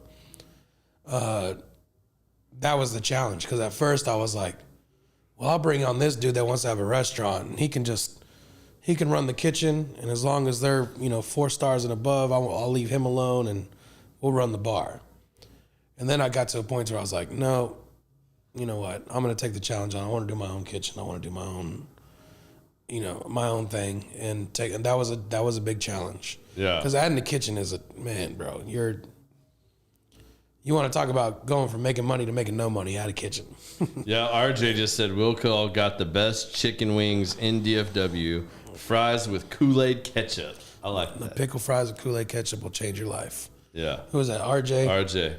Big Hoss. Yeah, he's giving the you weirdo. Dude, you got like a serious following, like fan club on here, man. Like, dude. I would have to like, we'd have to pause for like 10 minutes for me to like give you all the shout outs, and your cousin says hello, and tell Birthdays Sarah and the kids hello. I love my people, man. This dude, I mean, I'm telling you, it's Clinton, JR, and then, you know, I would say, you know, like the Armory and those guys, like, that's the core of Deep Ellum today to me. And like, I think they kind of all, how they all work together and flow. I mean, it's amazing. You know, it's kind of like the same thing over in Addison, where, you know, you have Sean at the back 9 and Kyle at the hub / Ron's place and stuff. And like, these guys all like, it's not this hatred and like bashing each other, or my place is better than yours and stuff. Like, no, they all network and help each other. You know, like when Addison had the storm damage and power went out and stuff, Sean opened up his freezers and shit to Kyle so that like he didn't lose a shit ton of money because his freezers were down. He brought the shit across the street. Hey man, you got the space however long you need. Like, these guys all help each other and help each other feed each other's families, man. And I think that's cool as shit. If you're on this side of the street, they got free admission. Then this side of the street within Screw, we're going to do free drinks. And this one, and then I'm talking about right across the street, there was just, it's the crabs in the barrel mentality is what we call it. Everybody's trying to climb over each other. We're here. You know, we always talk about Dallas is such a great place to network, but I see that not only just in B2B. Like, I've never seen how well they do it here, and you guys just do it. It's Jose AG told you too. He's watching right from the kitchen live too. Yeah, that's one of the best chefs in the land right there. Shout out to Jose Gallegos. Yeah, I mean you guys are jumping on supporting the shit out of it. Yeah, that's my wife's even giving you the bacon cheddar fries too. She's nice. Like giving you props on that. So I mean, yeah, you guys are doing it right now, and you know, I hate that because, you know, I hate that Deep Ellum, because North Texas has grown so much. Like, when we were in the late 90s, early 2000s, like, you couldn't go find this shit up here. Like, this shit didn't exist. there was farmland and shit. Like the highways and roads didn't even go this far. They were I dirt visited roads. Frisco in 2006, and I sound old as fuck there. saying that, but like that shit didn't exist. So like your option was go to the West End, go to Deep Ellum. Well, the West End kind of sucked, man. I don't want to go to an arcade and bullshit And that's preppy bars. That's what I tell people I all the wanted to go time. see live music in Deep Ellum. And live music was such a big part of that neighborhood because you would have your network like, you know, Josh, the IT guy, came out to Curtain Club to see Deftones. You know, or not even like even just local bands in general. You know, because back then, now there's restaurants and great places to eat and all that stuff. And back then there wasn't. It was like Angry Dog, St. Pete's. Yeah. You know, the OGs that are still consistent to this day. I eat at both of those places. I've been at both of them this week as we speak. So like food drives people out there now, you know, in good times and whatever. But like back in the day, music was such a big part of it because the local bands are what were bringing people. Like whatever band was playing, they were bringing Toadies, Reverend Horton Heat, whoever, Nixon's. Right. They were just, hey, come check us out. We're opening for this band. Okay. So all the people from Mesquite and Arlington and all the surrounding cities went. But now as DFW has grown so much, every suburb has their own hangout spot where to kick it. Yeah. So it's like, well, they don't have to fucking take a 30-minute drive to go party and have a good time anymore because they can go to Shops of Legacy or the Star in Frisco or, whatever. So what are you guys doing to combat that? Like, what are the new innovative things and whatnot that you guys as the senseis of Deep Ellum, what are you guys as a core? Like, what's the brain trust of Deep Ellum thinking, and how are you guys trying to deal with this? How are you got Deep Ellum back? You got COVID. We're past COVID now, although it seems to be kicking everybody's ass again right now. But whole nother story. Go figure. Yeah, of course. Yeah, we won't get into all that. We won't. Because that would take the whole rest of the show.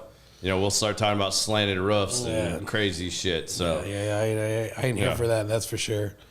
Is it really necessary to bring it back? Because I do know just from a guy I used to work with, he lives downtown, and I know downtown is so huge. There's so many people down there. Is that your core audience? Do you really need to reach out to the northern suburbs to really have anything, or is it its own? You're servicing the people that are already there. Is that providing enough business to kind of start bringing things back? That's where marketing comes in. That's where like the reels and in putting together a good marketing plan to because everybody just scrolls and everybody's attention span these days is if you don't grab it in 10 seconds, they ain't into it. So shorts. I've been making like little. I ain't gonna say what we use yet. We got to do some more shorts. I've been making some recently, working with a really good digital artist, just to try to grab that attention because the statistics show how many people live in the surrounding city now. That's why I say Deep Ellum will never die. Yeah. Back in the day, it's died before. But back in the day when it died, there wasn't fucking 75,000 people that lived in that 3-mile radius. Yeah. Now with all these high rises and everything, that's where I was going. It's never gonna die. Will it thrive like it used to be, where every place has 300-400 people in it, no matter what? I don't know. I hope so. I hope one day it comes back to that.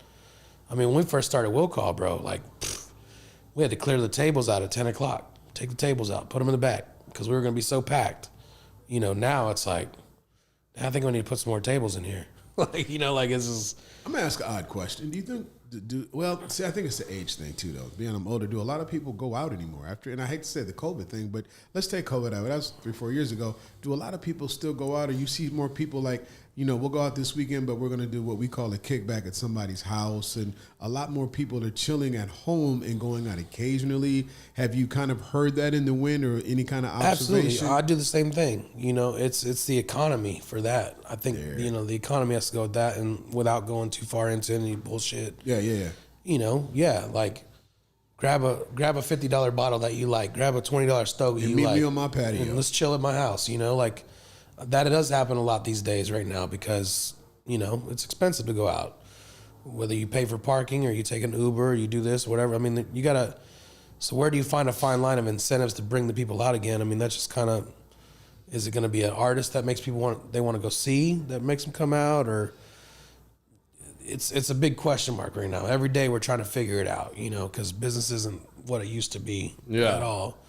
And a lot of it has to do with, there's so many things that it has to do with. It's not just one thing. Socioeconomics, everything. Right. So do you not like, so if nightlife is slowed a little bit because of that, then do you kind of like that? Say, how do we pump up the lunch crowd? I don't know if you have lunch hours or. I do on the weekends, and that's the thing. I was gonna say, the funny thing is like me specifically right now, I'm busy from like 3 p.m. to 8 p.m. Because during the day in Deep Ellum, it's families walking around, everyone's eating barbecue and shopping a little bit. The market's always there, you know, people come in, drink some beers, watch a game for a little bit, whatever. So you have that, but then you have the reputation of, oh, it's dangerous at night. I'm not going out. I don't want to be out there past midnight. You know, whatever. That's the news and speculation and everything. I won't lie. I'll put it right here to everybody that's watching and listening. Like, leave before 2. You know, don't be roaming the streets looking for some late night food and get caught up in some bullshit you don't want to be caught up in.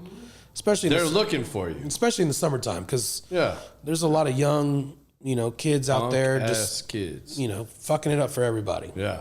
F around and find out. That's so that there's that thing for sure, and you know, and you then, don't want to look like a mark. And because of the bullshit and the safety precautions that we have to take as a city and a community, they think it's a good idea to close off the streets like Austin, and you know, and to me as a business owner and for the rest of the business owners, I speak for everybody, I think, because those street closures are killing us more than anything. Because now, I mean, now you can't get down to where you want to get down to. You in an Uber, you want to get dropped off where you're going. Not 3 blocks away and walk to where you're going. Right. You know? Or have to park 4 blocks away. Like, so stop doing the street closures. You're killing us. Keep the police presence out there. You know, it's great. Did you guys get a chance to have a forum to speak with city? Dude, is it just talking to a wall? No, we do it so much. Talking to a wall. We do it so much. We have monthly safety meetings. We have monthly business meetings. We have a Deep Ellum Foundation that works real hard trying to, you know, make things right as much as possible. See, that's the thing that the news doesn't talk about. They don't. They don't talk about the steps you guys are taking, that you're taking it into your own hands. They act like they don't care.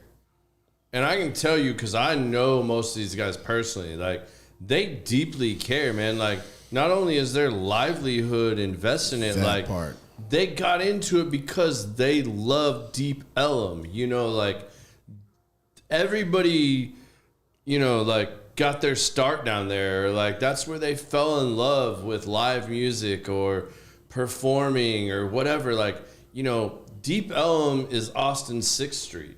You know, like, that's Dallas's version, you know, and like, it's famous for a reason. Like, people, way more creative.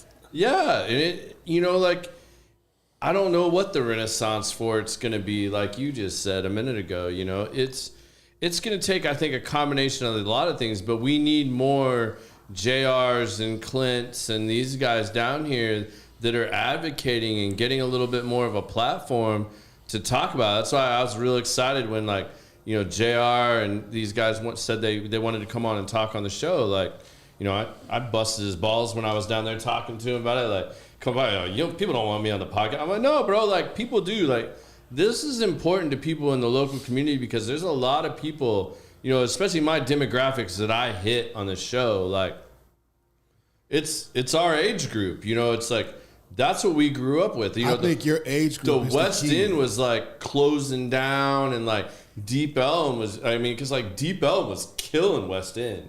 Like Deep Ellum, like nobody wanted to go to the West End. Like you were a frat boy with a pop collar if you were hanging out in the West End. You weren't cool to hang out in Deep Ellum. But would you say, you both say that then your age group that was there in the beginning would be the key to the catalyst of the Renaissance of bringing it back?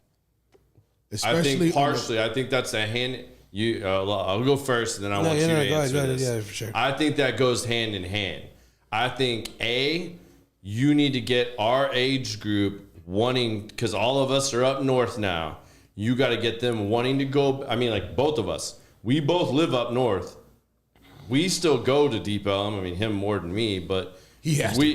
He has to. I mean, that's where his business is. But you got to get our age group going back there again and feeling that vibe. You know, it's like nostalgia. And when and you get them going back, but you also need this younger group, this, the 20 to, I'm going to say the 20 to 30 year olds, they got to start putting some music together and some bands and stuff. And like, I feel like you need a little bit of that coming back, and you just need one or two of them to start hitting and inspire some other guys. Like, we get inspired watching like Paco or somebody like that we see that's just killing it. He just, like he said earlier, another top 100 with Blue October, and he had a top song with Nothing More. You need someone like that inspiring this younger generation where they want to like, oh man, like I got to go buy that guitar because Paco plays that guitar, man. And like,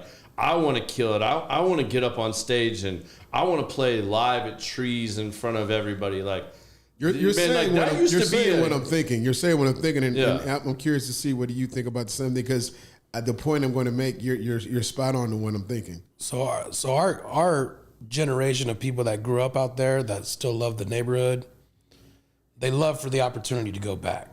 Of course, they can't go back every weekend. So like, say Download plays a show at Trees. And everybody goes down, everybody hangs out, everybody comes to Will Call. Will Call, I mean, the name of it came from, you get your tickets at Will Call. So it's kind of like a pre and post party bar. All the bands that are in town, they come hang out there. Like that's what it's known for, whatever. But so like when the old shows happen where everybody gets together and comes out and they come to the bar, they're like, oh man, you're killing it. And it's like, I am tonight because all you motherfuckers came out. Yeah. But last weekend, I was over here, jerking off the dog to feed the cat. I love that. I'm putting that shit on the shirt. We're quoting that. Can we put that in the shirt shop? Yeah. I learned That's that. going to be a short. I learned that from a buddy back in the Definitely. day. My buddy Brandon Norrell told me that back in the day, but I always use it. And so yeah, it's one of those things where, online just I hate everything being on the internet. Yeah. Yeah. Can't get away from it. It sucks Because you people can't just think like, they're scrolling from a post on Facebook like, oh, everything's great, cool. Well, I can't sit there and post online like, hey guys, I'm fucking struggling right now. Come out and hang out. That desperation, people don't want to hear that. You don't want to put that out there. I mean, I'm not a negative person online. I don't post bad stuff like that. If I'm online, it's for the business. I want people to come see us. Yeah. That's what I care about, because it takes care of the people that work for me. It takes care of me and my family, whatever. So, that's just what I do, and got to figure out a way to, make those old school people come out and enjoy it and appreciate it, and still spread the word that it's a cool community. Because now it's people come in and be like, hey man, you're friends with my dad. Who's your dad? Oh, so they play in. Damn, I remember when you were born. Now you're 21. You're drinking at my bar. Like, yeah. But you see a lot of these really cool things, man. And like, I hate to like this one was real personal for me too. When Matt Mosman died, and they did the reunion show at Trees, man, and all these dudes that like. I'm getting the chills. You do that like circle of friends, man, and like you had everybody getting up there, like the whole Edgewater band got back together. Matt's wife, Courtney, his kids, all of them there, and these guys like Edgewater, the band performed, and then all the guys that grew up in Deep Ellum with them got up and sang for Matt on some songs, and they're like, man. If you saw the people that showed up to that, like, man, it was like, man, fuck. It took this to get all y'all back together and, like, feeling that vibe and doing it again. And then, ironically, the NTX vinyl thing, I mentioned that before, but, little things like that, like one of these guys passing, whether it's, the Vermifest or something like that, and you start, because I guess we're getting fucking old and it's getting to that age where like people are past stuff, but it's like, fuck, what else is it going to take to kind of like bring that synergy back? Because once you get all those people in that room or those rooms, like that magic starts coming back, man. Like I know you felt it before when like these shows, like whether it was the Slow Roosevelt show or this and that, like you start feeling it's like, all right, how can we do that consistently for like 6 months? Because if you did that for like 6 months, like I feel like that would come back. Yeah. Like, but like getting those little things to happen. I feel like a big music festival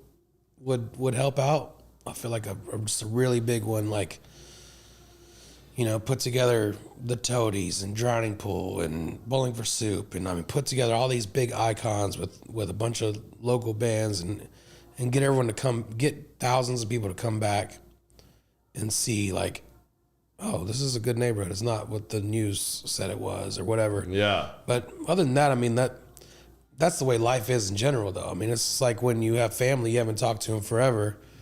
Someone dies, then you're all together. You know? And then you see each other and you're like, man, we need to do this more often.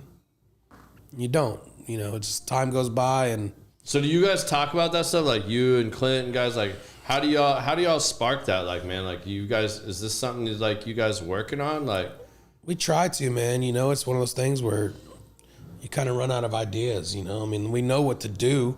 We know how to give people a good time when it happens.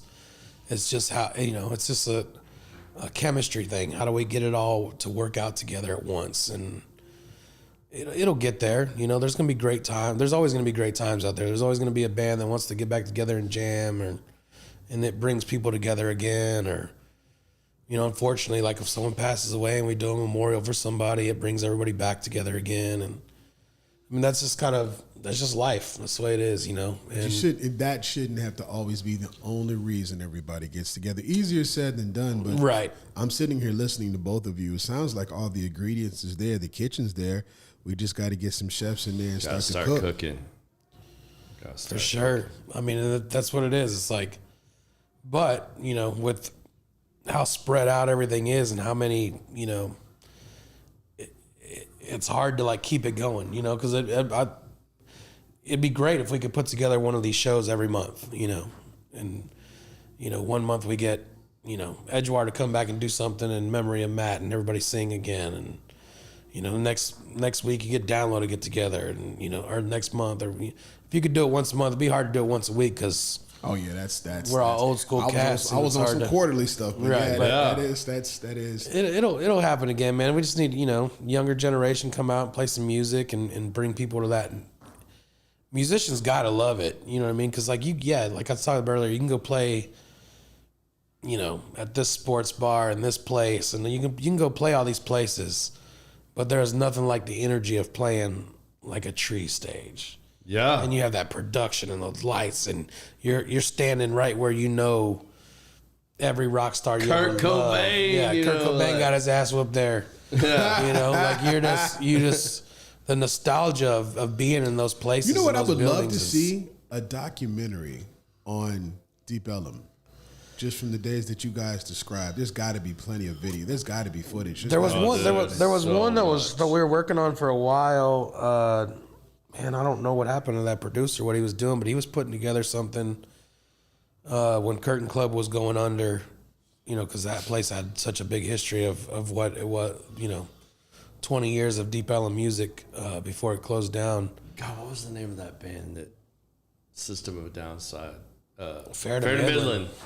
That dude hanging off the rafters like right before that closed. Incredible, like, man. Insane. Incredible. But I mean, it's shows like that. Like, we're going to talk when this is over again. Like, with the music stuff we have getting ready to pop off and the music podcast, I think if I can connect with you and Clint and some of these guys, like, I think there's a way to do this, and I'm excited to like. I think that's probably the catalyst that we're looking for. I mean, like, you gotta bring some of these things back. Like, people, you know, like I've talked to, like, we're gonna have a show that we're gonna do that's tied in a podcast format where, like, I'll give you an example. Like, I've talked to Paco about this, but like, find a weekend or whatever random ass day that like Paco and Justin can get together or maybe you and Paco, and say, all right, bring me a song that you have not finished. Can't be your best, can't be your worst. Maybe it's a chorus, maybe it's a title song, maybe it's, just a lyric or an idea. And then we're going to sit down with me, no songwriting experience, and we're going to live podcast. We're going to let people comment and chime in here, and we're going to do like a songwriting 101. And you and Paco are going to sit here and vibe on whatever it is the two of you brought to the table, and we're going to put some out. If you two do anything with it after that, fucking cool. If not, so what? But people got to see, this younger generation gets to see what some badasses like that fucking put together. Yeah. We're going to do some things like that. We're going to put a podcast together where it's a live show with a Q&A with the band, and we're going to get them to strip things down, make it raw again, and throw that out there. And if you happen to be local and we're doing it at one of these spots, and I'm not going to say we're going to do it at one spot or another, but come out and see it, and we're going to do that. I got the idea right now, bro. Bring that back. Uh-oh. I got the idea right now. We'll start small, and we can start off with Common Sense Unplugged. Right. Bro, I said we were going to talk about it off the air, but since you want to put it out there, because that's how we started the conversation. This is exactly what it is. Like, literally, fuck it. So I don't 2 care. years ago. It's already rolling, so I really cool. don't Like, care. you could It's do just like not totally done yet. You can do like a storyteller's deal where you have That's what we're doing. put together all your favorite people, whether it's, Micah from Edgewater, Paco, maybe me and the Overscene guitar player get together. He spilled the beans. And we play, 2 songs that are very meaningful to, each artist. And then you come up and you do your thing. Like, how did you write that song? We've actually done a pilot for this already. Oh, really? Yeah. We just test drove. You just kind of like but you spilled literally the beans. just said exactly what it is. Executive producer. This is what I've been wanting to do for... Come on, man. Let's go. For 20 years. You know This what, is why I've guys? been wanting Just to expound on that and to still tie into what we're talking about. So what then? I would love to see then an invitation to a couple of up and coming bands. If you just get wind of some band that's playing out somewhere and you go and vet them, you go listen to them, whatever, and send them an invitation to come through and either be on an episode or come down. And I think that's how you start to slowly get this gen to see what this gen. Yeah, and you know what? Fuck it. Let's you know what? It's already kind of, the cat's out of the bag a little bit. Not completely, because I've got some legal shit to do. Legal trademarking type stuff I've got to finish. But apparently I need to step that shit up again now because JR just dropped it. But we're gonna do that. So if there's any of those, you got your JR fan club is strong here right now. If there's a band y'all want to see like that, and you want to see MTV unplugged type shit, and you want to see it at Will Call or Trees or something like that, or maybe you are somebody that's in one of those bands that Deep Ellum, we're going to do this songwriting 101 thing, and we're also going to start bringing some of those shows back out. So you want to be a part of that, y'all hit me up in the DMs, go for it, reach out, use your connections, whatever. Let's talk about it because it is going to happen. It's, it's been in the progress, in the works for a while. JR has now made it inevitable. I can't spell that word, but I know what that shit is. He's made it Say inevitable. it 3 times real fast. Sounds good. No. I may end up getting us kicked off there if I say that fast 3 times. No. You ain't gonna be like the dude that strolled in here after our last show last week. Thank God he's finally gone. Story, good grief. But yeah. If you got good teeth, let me tell you. Never mind. It's funny. But, yeah. Anyway, so you talked about work-life balance because that was a curiosity that we had about. Yeah. How do you we talked to Sean. It's just Sean and his girl, so he can dedicate all his time fully to that. But like me, I do 1,000 things, and then I try to take kids to the zoo, and I got 2 kids in football, and I got a wife that's like, "Who are you?" It's just a lot. Oh, yeah. He tells me we need shorts and screw you shorts. It's a lot. But then but like I said, you have dedicated people that can run the boat while you're off of it, and that's a key thing that I think a lot of people. If you were to give some advice to anybody that's looking at, and I don't think it's even just the bar business, just business in general, what would you say has been your key to success to keeping your wits looking at the ups and the downs and running it and building and all that, what's the thing that keeps you rooted on the path? Family, for sure. You know, like my wife and kids, you know, like that's the number one, of course, you know, so and that's the cool thing about everybody that works for me is like, not all of them have that, you know, they don't have that. Wife and kids, you know, like my partner Trevor, he's a saint to me in my business and my family.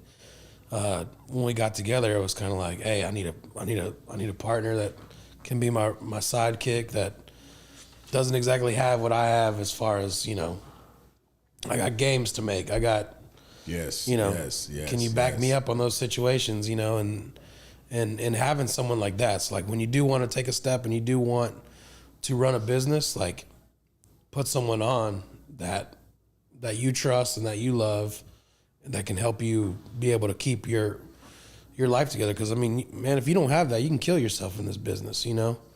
Any business, man. Any don't have a strong support any business system for sure, you know. But at like home, you're fucked. I've been able to find a real balance, and there were years where we're 7 years into it now. I mean, like we've grinded for a long time, and now I'm like, man, you know, I'm not gonna miss my son's basketball. Although I did miss my son's basketball game tonight for this. We appreciate that. We thank you so much. We apologize in advance. Yeah. We thank you, Mama Munoz, for holding down the fort so he could be here with us tonight. Well, she's cool. She's cool. But look at all the positive things that have come about because he missed one game. And you know what? I like Josie's idea here. Maybe one of these shows is Overscene in Big Story. Man, who put that on there? Josie Gomez. Oh yeah, okay. Shout out Josie. I like that idea. Big Story and Overscene. That'd be a good one. I'd like Down Low and Overscene too. That sounds like a great show to me that I remember seeing back in the day now.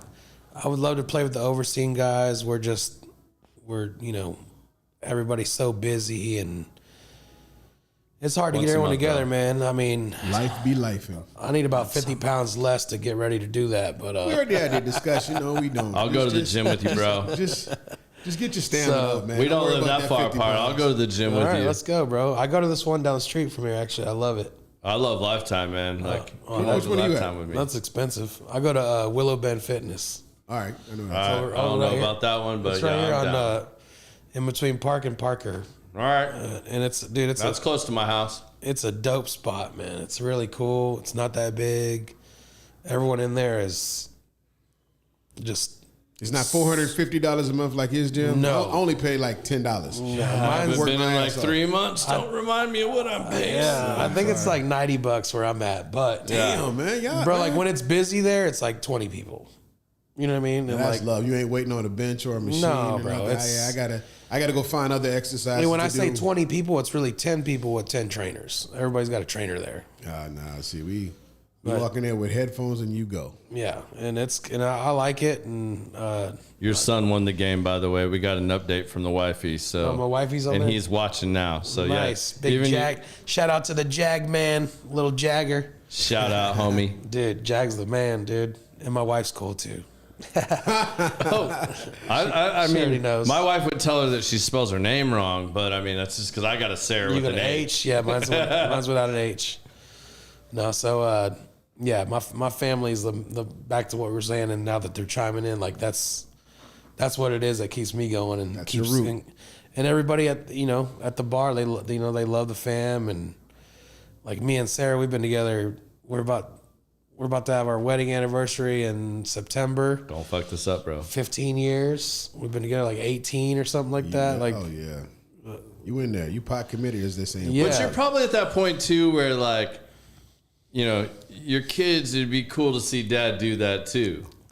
Yeah, so like they're at an age now where it's like. So my daughter's seen it. My daughter grew up around me being a musician and traveling and playing music and making records and all that stuff.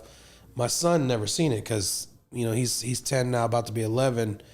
So, you know, being that we've had the bar for 7 years, that's what he's seen. So he's like, he's seen the music side. Like he doesn't know the music side. He doesn't give a shit about it. You don't sing at home or anything? I sing at home all the time. My wife's like, she'll laugh at this if she's still watching, but she's like, she watching. I feel like I live in a fucking musical. I'm just always, I'm singing something. Even if I'm telling you to take out the trash, I'll sing it to you. He's even rocking the new Slim Shady. He got me to download it. Dude. It's fire, right? Man. Like, finally, something legit again. Yeah, because I didn't like his last record. His last record terrible. sounded terrible. It sounded terrible. It wasn't like the songs were bad. It was just like I just couldn't get into the production of it, It was bad. No, This new one is more like, that's like you said, everything circles back. I was telling him earlier about the around. Tobey Maguire song. He was like, but that's it. When he clapped back at Melly Mel, like Melly Mel, like the guy. Tobey Maguire was bit by a spider. My wife's like, that's the only part you know.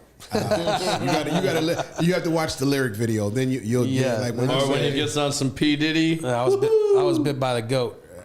Yeah. Bruh, I was like, wow. He is just, he's a monster. Him is that guy. Yeah, he is. There's a reason why he's what he is, he ain't got to show out. He ain't got to show up often, but when he does, watch your ass. When he does show up. And I love that. I love that about people. He murdered Machine Gun Kelly. That was the only thing that came good out of the previous stuff. Like that, before the Kendrick Lamar Drake stuff, nobody got murdered. Dude, that Kendrick Lamar Drake beef to me, and I don't ever talk bad about musicians online ever or on a podcast or people. Which means and another one. And another one. Yeah. And another one. So I'm curious what your take is on the Kendrick Drake thing. The Kendrick Drake, to me, that beef is so Rudy Poop, man. I don't know if anybody knows what Rudy Poop means, but it's so stupid, dude. Like, it's not even cool. Like, it doesn't. What did they fall? So he's gay. No, he's gay. What did they fall? What did they fall off for bad. in the first? The only one smart in that whole thing was J. Cole. J. Cole said, "No, I ain't in this shit. My bad. I'm going to duck out right now. My shit's too cool. I'm going to Kendrick's concert tomorrow, and I'm going to get on stage and be like, I'm sorry." Yeah. Because hey, and J. Cole's a real one. And all so, day. you know what? Kendrick is pretty good too. Like, I'm not going to take that away from him. I'm a Kendrick fan. A lot of people love him. To Pimp a Butterfly. I don't like Me being a vocalist, I don't really like his voice. Is he a great lyricist? Absolutely. I don't really care for his voice. Yep. He does kind of bring back that like Eazy-E kind of sound. Yeah, I mean, being from the same neighborhood and having that. Yeah, he's LA. That like higher pitch voice, and I'm just not into it. But what I like about Kendrick is what he's saying. If you break down and listen to what he's lyrics saying, are dope. And when you look at They Not Like Us, I mean, like is the last two diss records, it's like literally deep. Like if you listen to what he's saying, it's like, damn. The A minor thing is probably one of the most classic things, and I've heard in a minute because my 10-year-old goes around and saying like, you don't even know half the shit you even talking about, but you know you can remember the words. But I mean, theoretically, yeah, he destroyed Drake. Drake ain't going nowhere because Drake owns half of everybody's music, whether they know it or not. Right. Drake done signed some deals to where he can get dissed all he want. He's laughing all the way to the bank. He don't give a shit. Everyone's just getting exposed. Drake just now, annoys me because like if you take it like it's like you talk about somebody like Jay-Z used to just get hell for like sampling and like copying Biggie, and like it was like you're like riding his jock.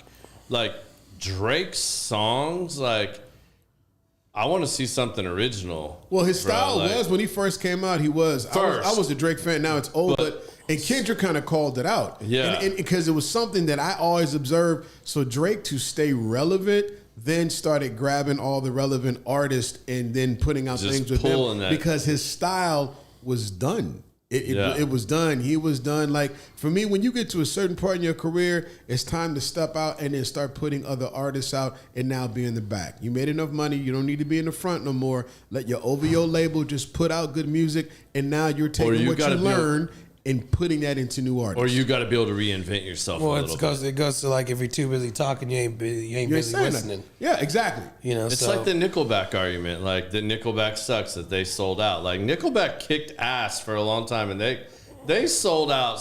They still sell out stadiums. Like you call them soccer mom, whatever you want. I don't give a shit what people say, dude. I'll tell you straight up. Like Nickelback is fucking banging. They're badass, dude. They're and for like metal dudes, like they're metal dudes. Like me growing up in this scene, like Dime and Vinny were Nickelback fans. You know, so like boom, there you guys have it. All you fuckers that want to make fun of this shit, dude. Like it was just boom, you heard it. But even back when they even Their first album was fucking metal. And the second one was too. Like I remember, dude, I remember like specifically one night like hanging out in the parking lot on the corner of Malcolm X and Main. We left Galaxy Club late night and we're standing in the parking lot drinking beers, listening to the second record, and everybody was like, holy shit, like, we need to write songs, we need production, we need drums to sound like this. And so I never spit on Nickelback. Like, yeah, did they come out with some corny ass songs? Yeah, so what? That's shit sold. It's like when you're in the kitchen and everybody wants these nachos. Well, fuck, I'm gonna make them again. We gotta think about it too, though, how much the industry controls what you do. You know, artists are making 40 and 50 records for one album, and then they're not the ones that choose the cuts that make the final album. Right. You know, it's the industry. I watched the industry when I was in radio. I watched the industry turn music into disposable. Nobody makes an album anymore. They make singles. Right. They made it disposable to where, when's the last time you heard an album and you listened to that shit all the way through? I did. I got another one for you. I want your opinion on this and be real, because like if any of my old roommates are listening, like I want this on record because I feel like you might support this. What's your thoughts on Creed? Man, I got Creed with arms wide open.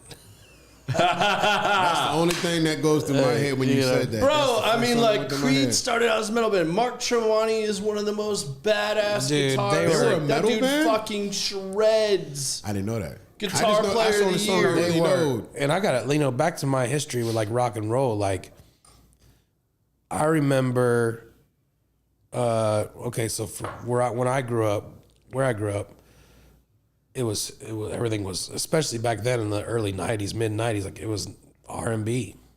Yeah. R&B. Yeah. Like, dude, like I love Boys to Men. I love, like all that, Cooley High Harmony. 90s was the R&B era. Yes. And it was R&B bands. It was groups. It was groups. Jodeci's and all that other. It was like, and I tell people this all the time, you know what I'm talking about, and having a couple cocktails. I'm like, man, motherfuckers used to know how to be in love back in the day. Yeah, and they didn't have to be making mixtapes with a girl. They didn't have to be You'd be on the phone all it. night, you'd be like, you ever heard this song? Yeah. And they weren't vulgar about it. There was a nuance to it that was dope. So I love that stuff. And then in 98, 99, when Creed came out with My Own Prison, I remember I was amazed because it was rock, but it was great melodies and you could sing along to it. And I was like, holy shit. And then that's what made me get into like Bush and Stain and Limp Bizkit and then I started listening to rock. Limp Bizkit's the shit. You are speaking my language, Limp brother. Bizkit to me is, bro, like if there was never Fred Durst, there may not have been the front man that I was in my day. If there wasn't Westmoreland, there wouldn't be like Slipknot and shit. Like, and all this, there's just The other group. He started acting. He was the lead singer because he was at the same time Limp Bizkit was out. Dark hair. Henry Jared Rollins. Leto? Oh, Rollins. No, was it Rollins? Yeah, that was old punk rock Rollins. dudes. Yeah. What was the name of the group? Rancid. Was it Rancid? Rancid, and he had I'm not much Rancid. of a I'm punk not rock familiar guy. with, but it was. I don't think was it Rancid? Or I just made Henry that up. Rollins band, and you had Maybe it was the Henry Rollins band. But he had a band he was in for that. Yeah, there's one. I'm not a big punk rock guy, so don't know. See my genres like You'll corn get me and on shit punk like that rock is what for I was. Yeah, anyone watching, don't Black Flag. judge me on that one. Black Flag. Thank you. Was it? That's what they're saying online right now. So that makes sense then. That does I'll make go with sense. it. That sounds about right. The only thing I knew about Black Flag was I saw Black Flags go in a Cadillac. But no, that music right there. So I don't have a problem. Where is with that Creed at all. genre today?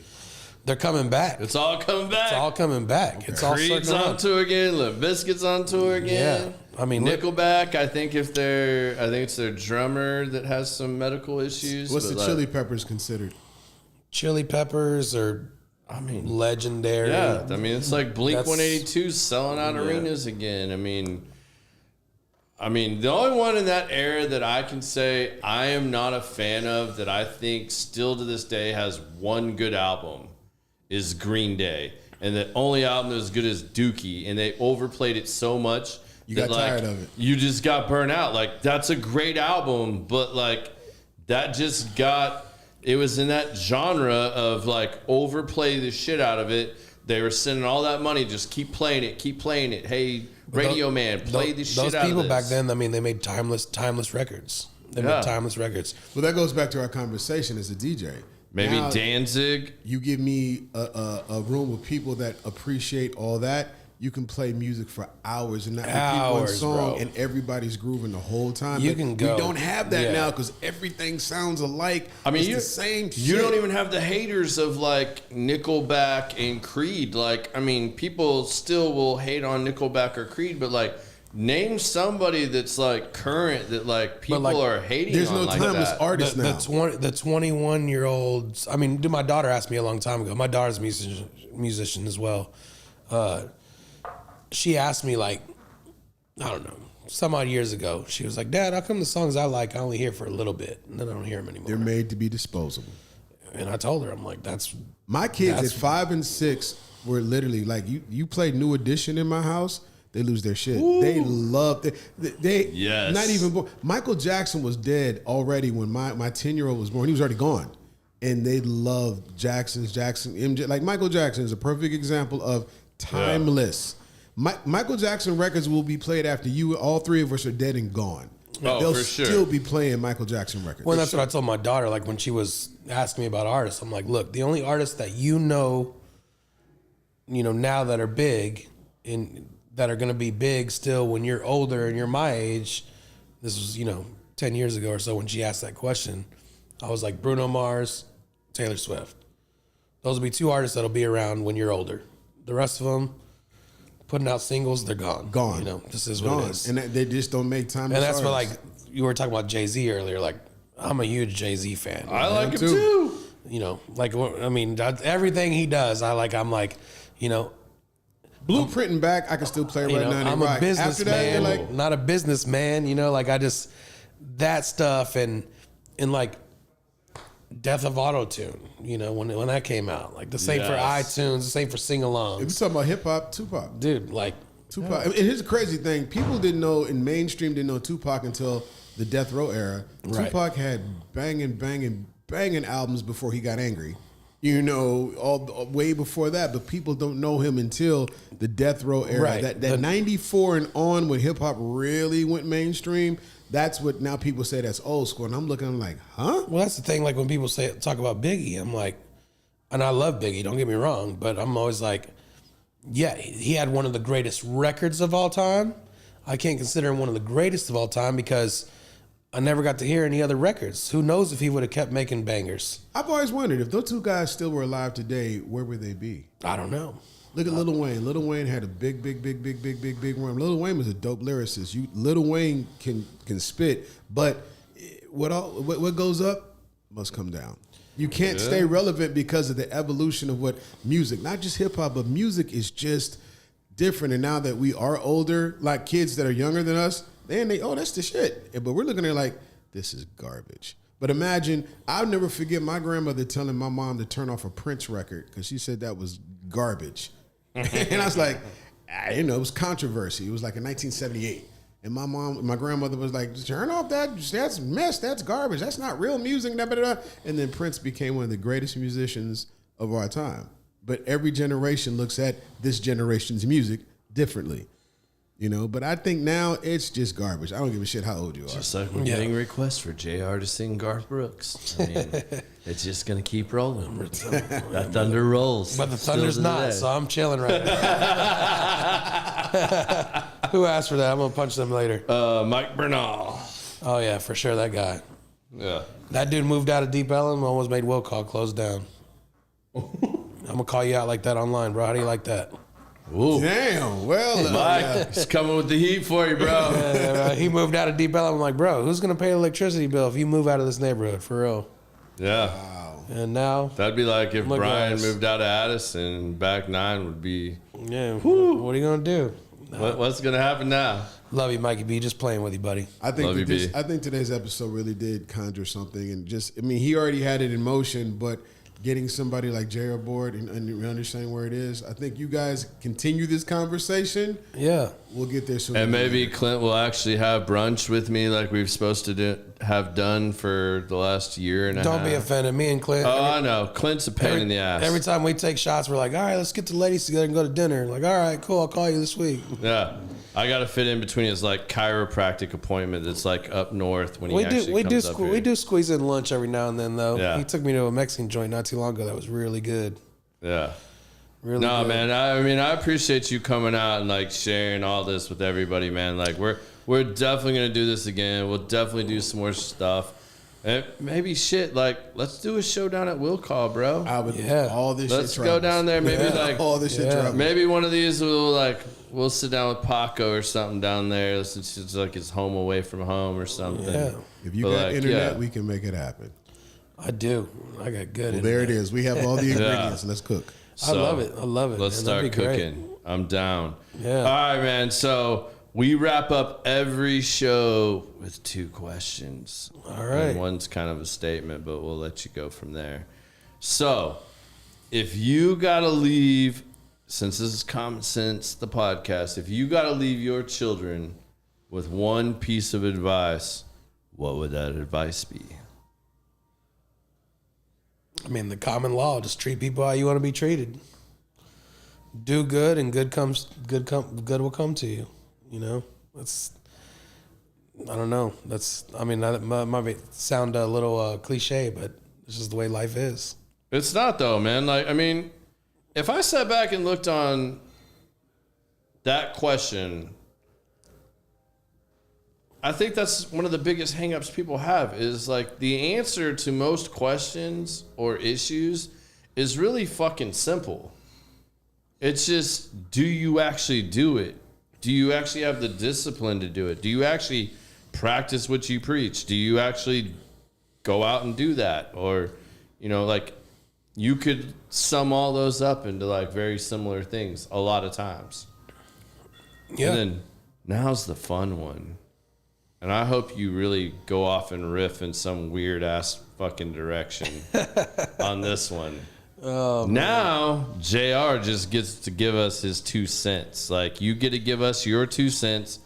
Maybe it's something you hoped I would ask you. Maybe it was something you just wanted to say. Maybe it's something just weighing on you, or maybe it's something that was inspired by something we talked about that you want to like just put out there and you like it's weighing on you. Like just give us JR's 2 cents. 2 cents. The economy's hard. I only got 1 cent. No, I'm just kidding. No, 2 Best cents. Answer yet. Right, that was a good one. That was a good one. I'm a little witty sometimes. It's better than Evan's dad jokes. I got a lot of dad jokes. My brother on the way here was like, "Man, you're probably gonna tell a bunch of dad jokes and shit." I was like, I'm try not to. But so after everything that we talked about, and my 2 cents would be, you know, I didn't know I was gonna come on here and it be so much based around Deep Ellum.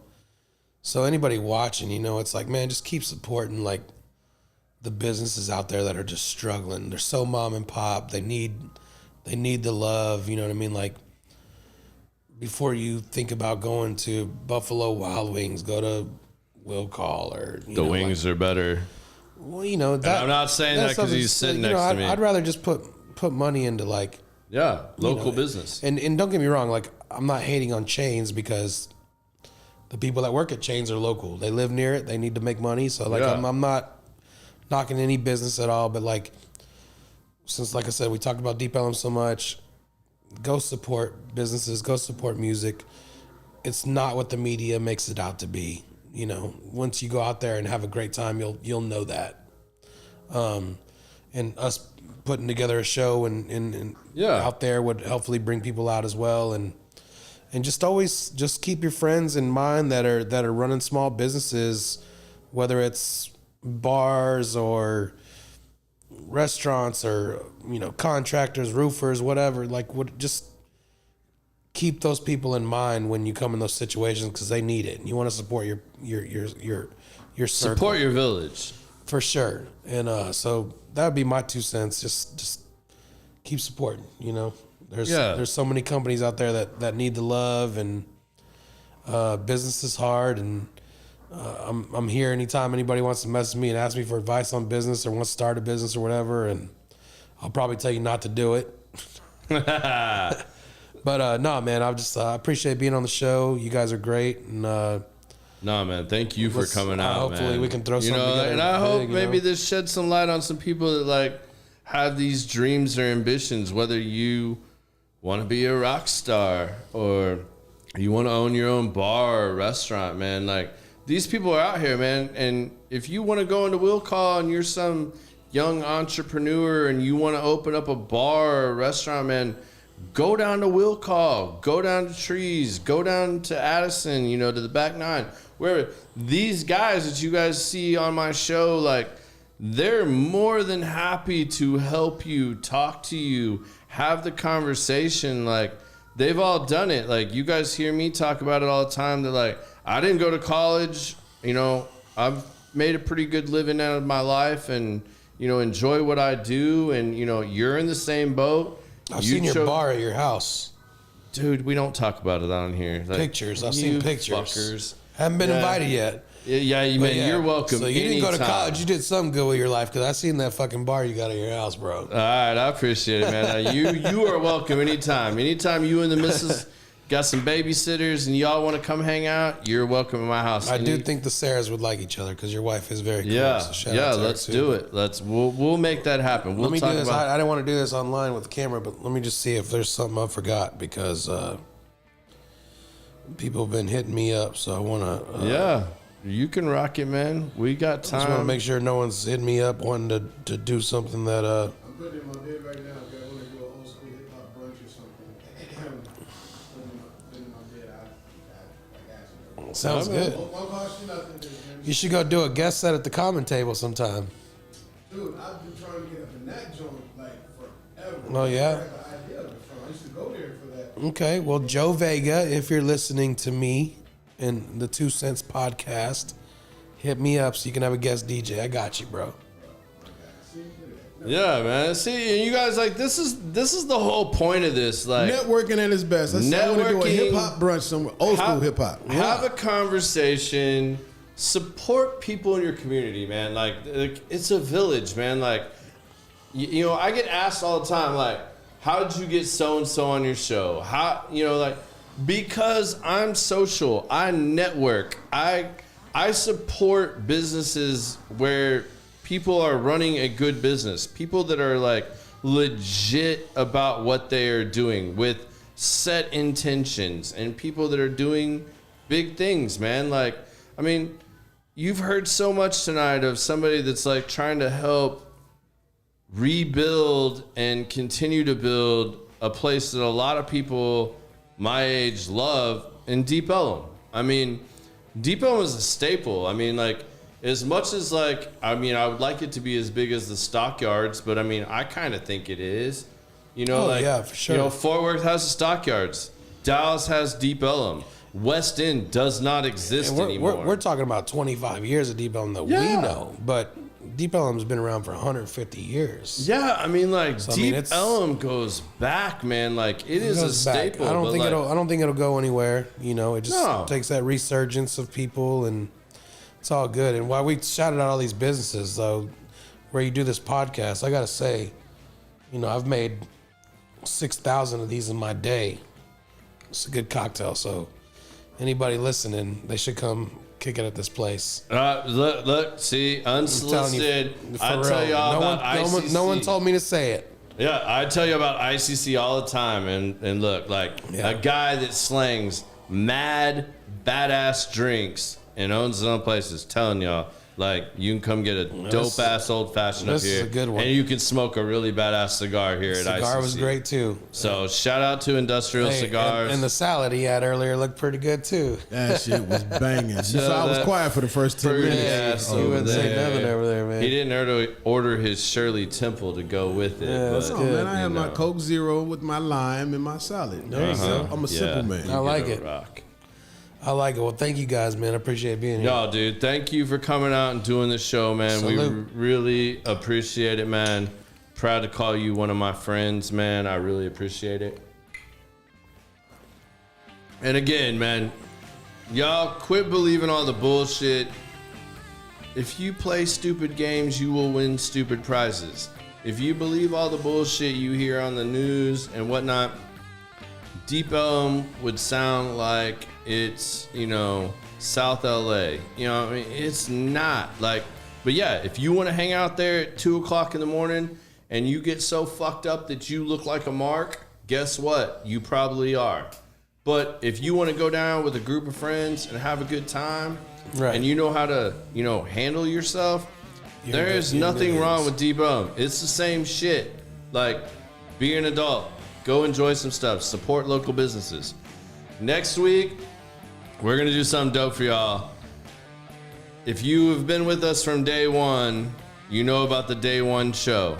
Day one show was the Frakes brothers from up here at ICC. And that has no video. Like, video did not work on the very first show. So we call it our Easter egg. It's the Easter egg you can go out there and find if you really want to see the horrible first show that I ever did. It's me and the three Frakes brothers, Brandon, Nathan, and Andrew. Not in that order in particular, but, I'm going to get shit about that too, I'm sure. But since we're coming up on the 1 year or the 2 year anniversary of Common Sense Podcast, next week on Thursday, y'all get the Frakes brothers back, and there will be video. Biz will have his shit together, and I don't know how we're gonna do my shit together. What are you saying? I don't know how we're gonna have all these knuckleheads with me in here. It's maybe for y'all. Maybe we'll just do live from the Apex Lounge. I don't know. We're gonna have to figure this out because I don't think I could fit in here with three Frakes brothers. But we're gonna figure it out. But next week you guys get the Frakes brothers. So I appreciate all y'all hanging out with us tonight. I hope you guys enjoyed the show. I hope you learned something. And again, if y'all have questions about any of this, hit me up, hit JR up. He's really good about responding to his Facebook. So, even when I can't get him on text message, hit him up on Facebook. He'd be happy to have a conversation with you. So, until next week, peace.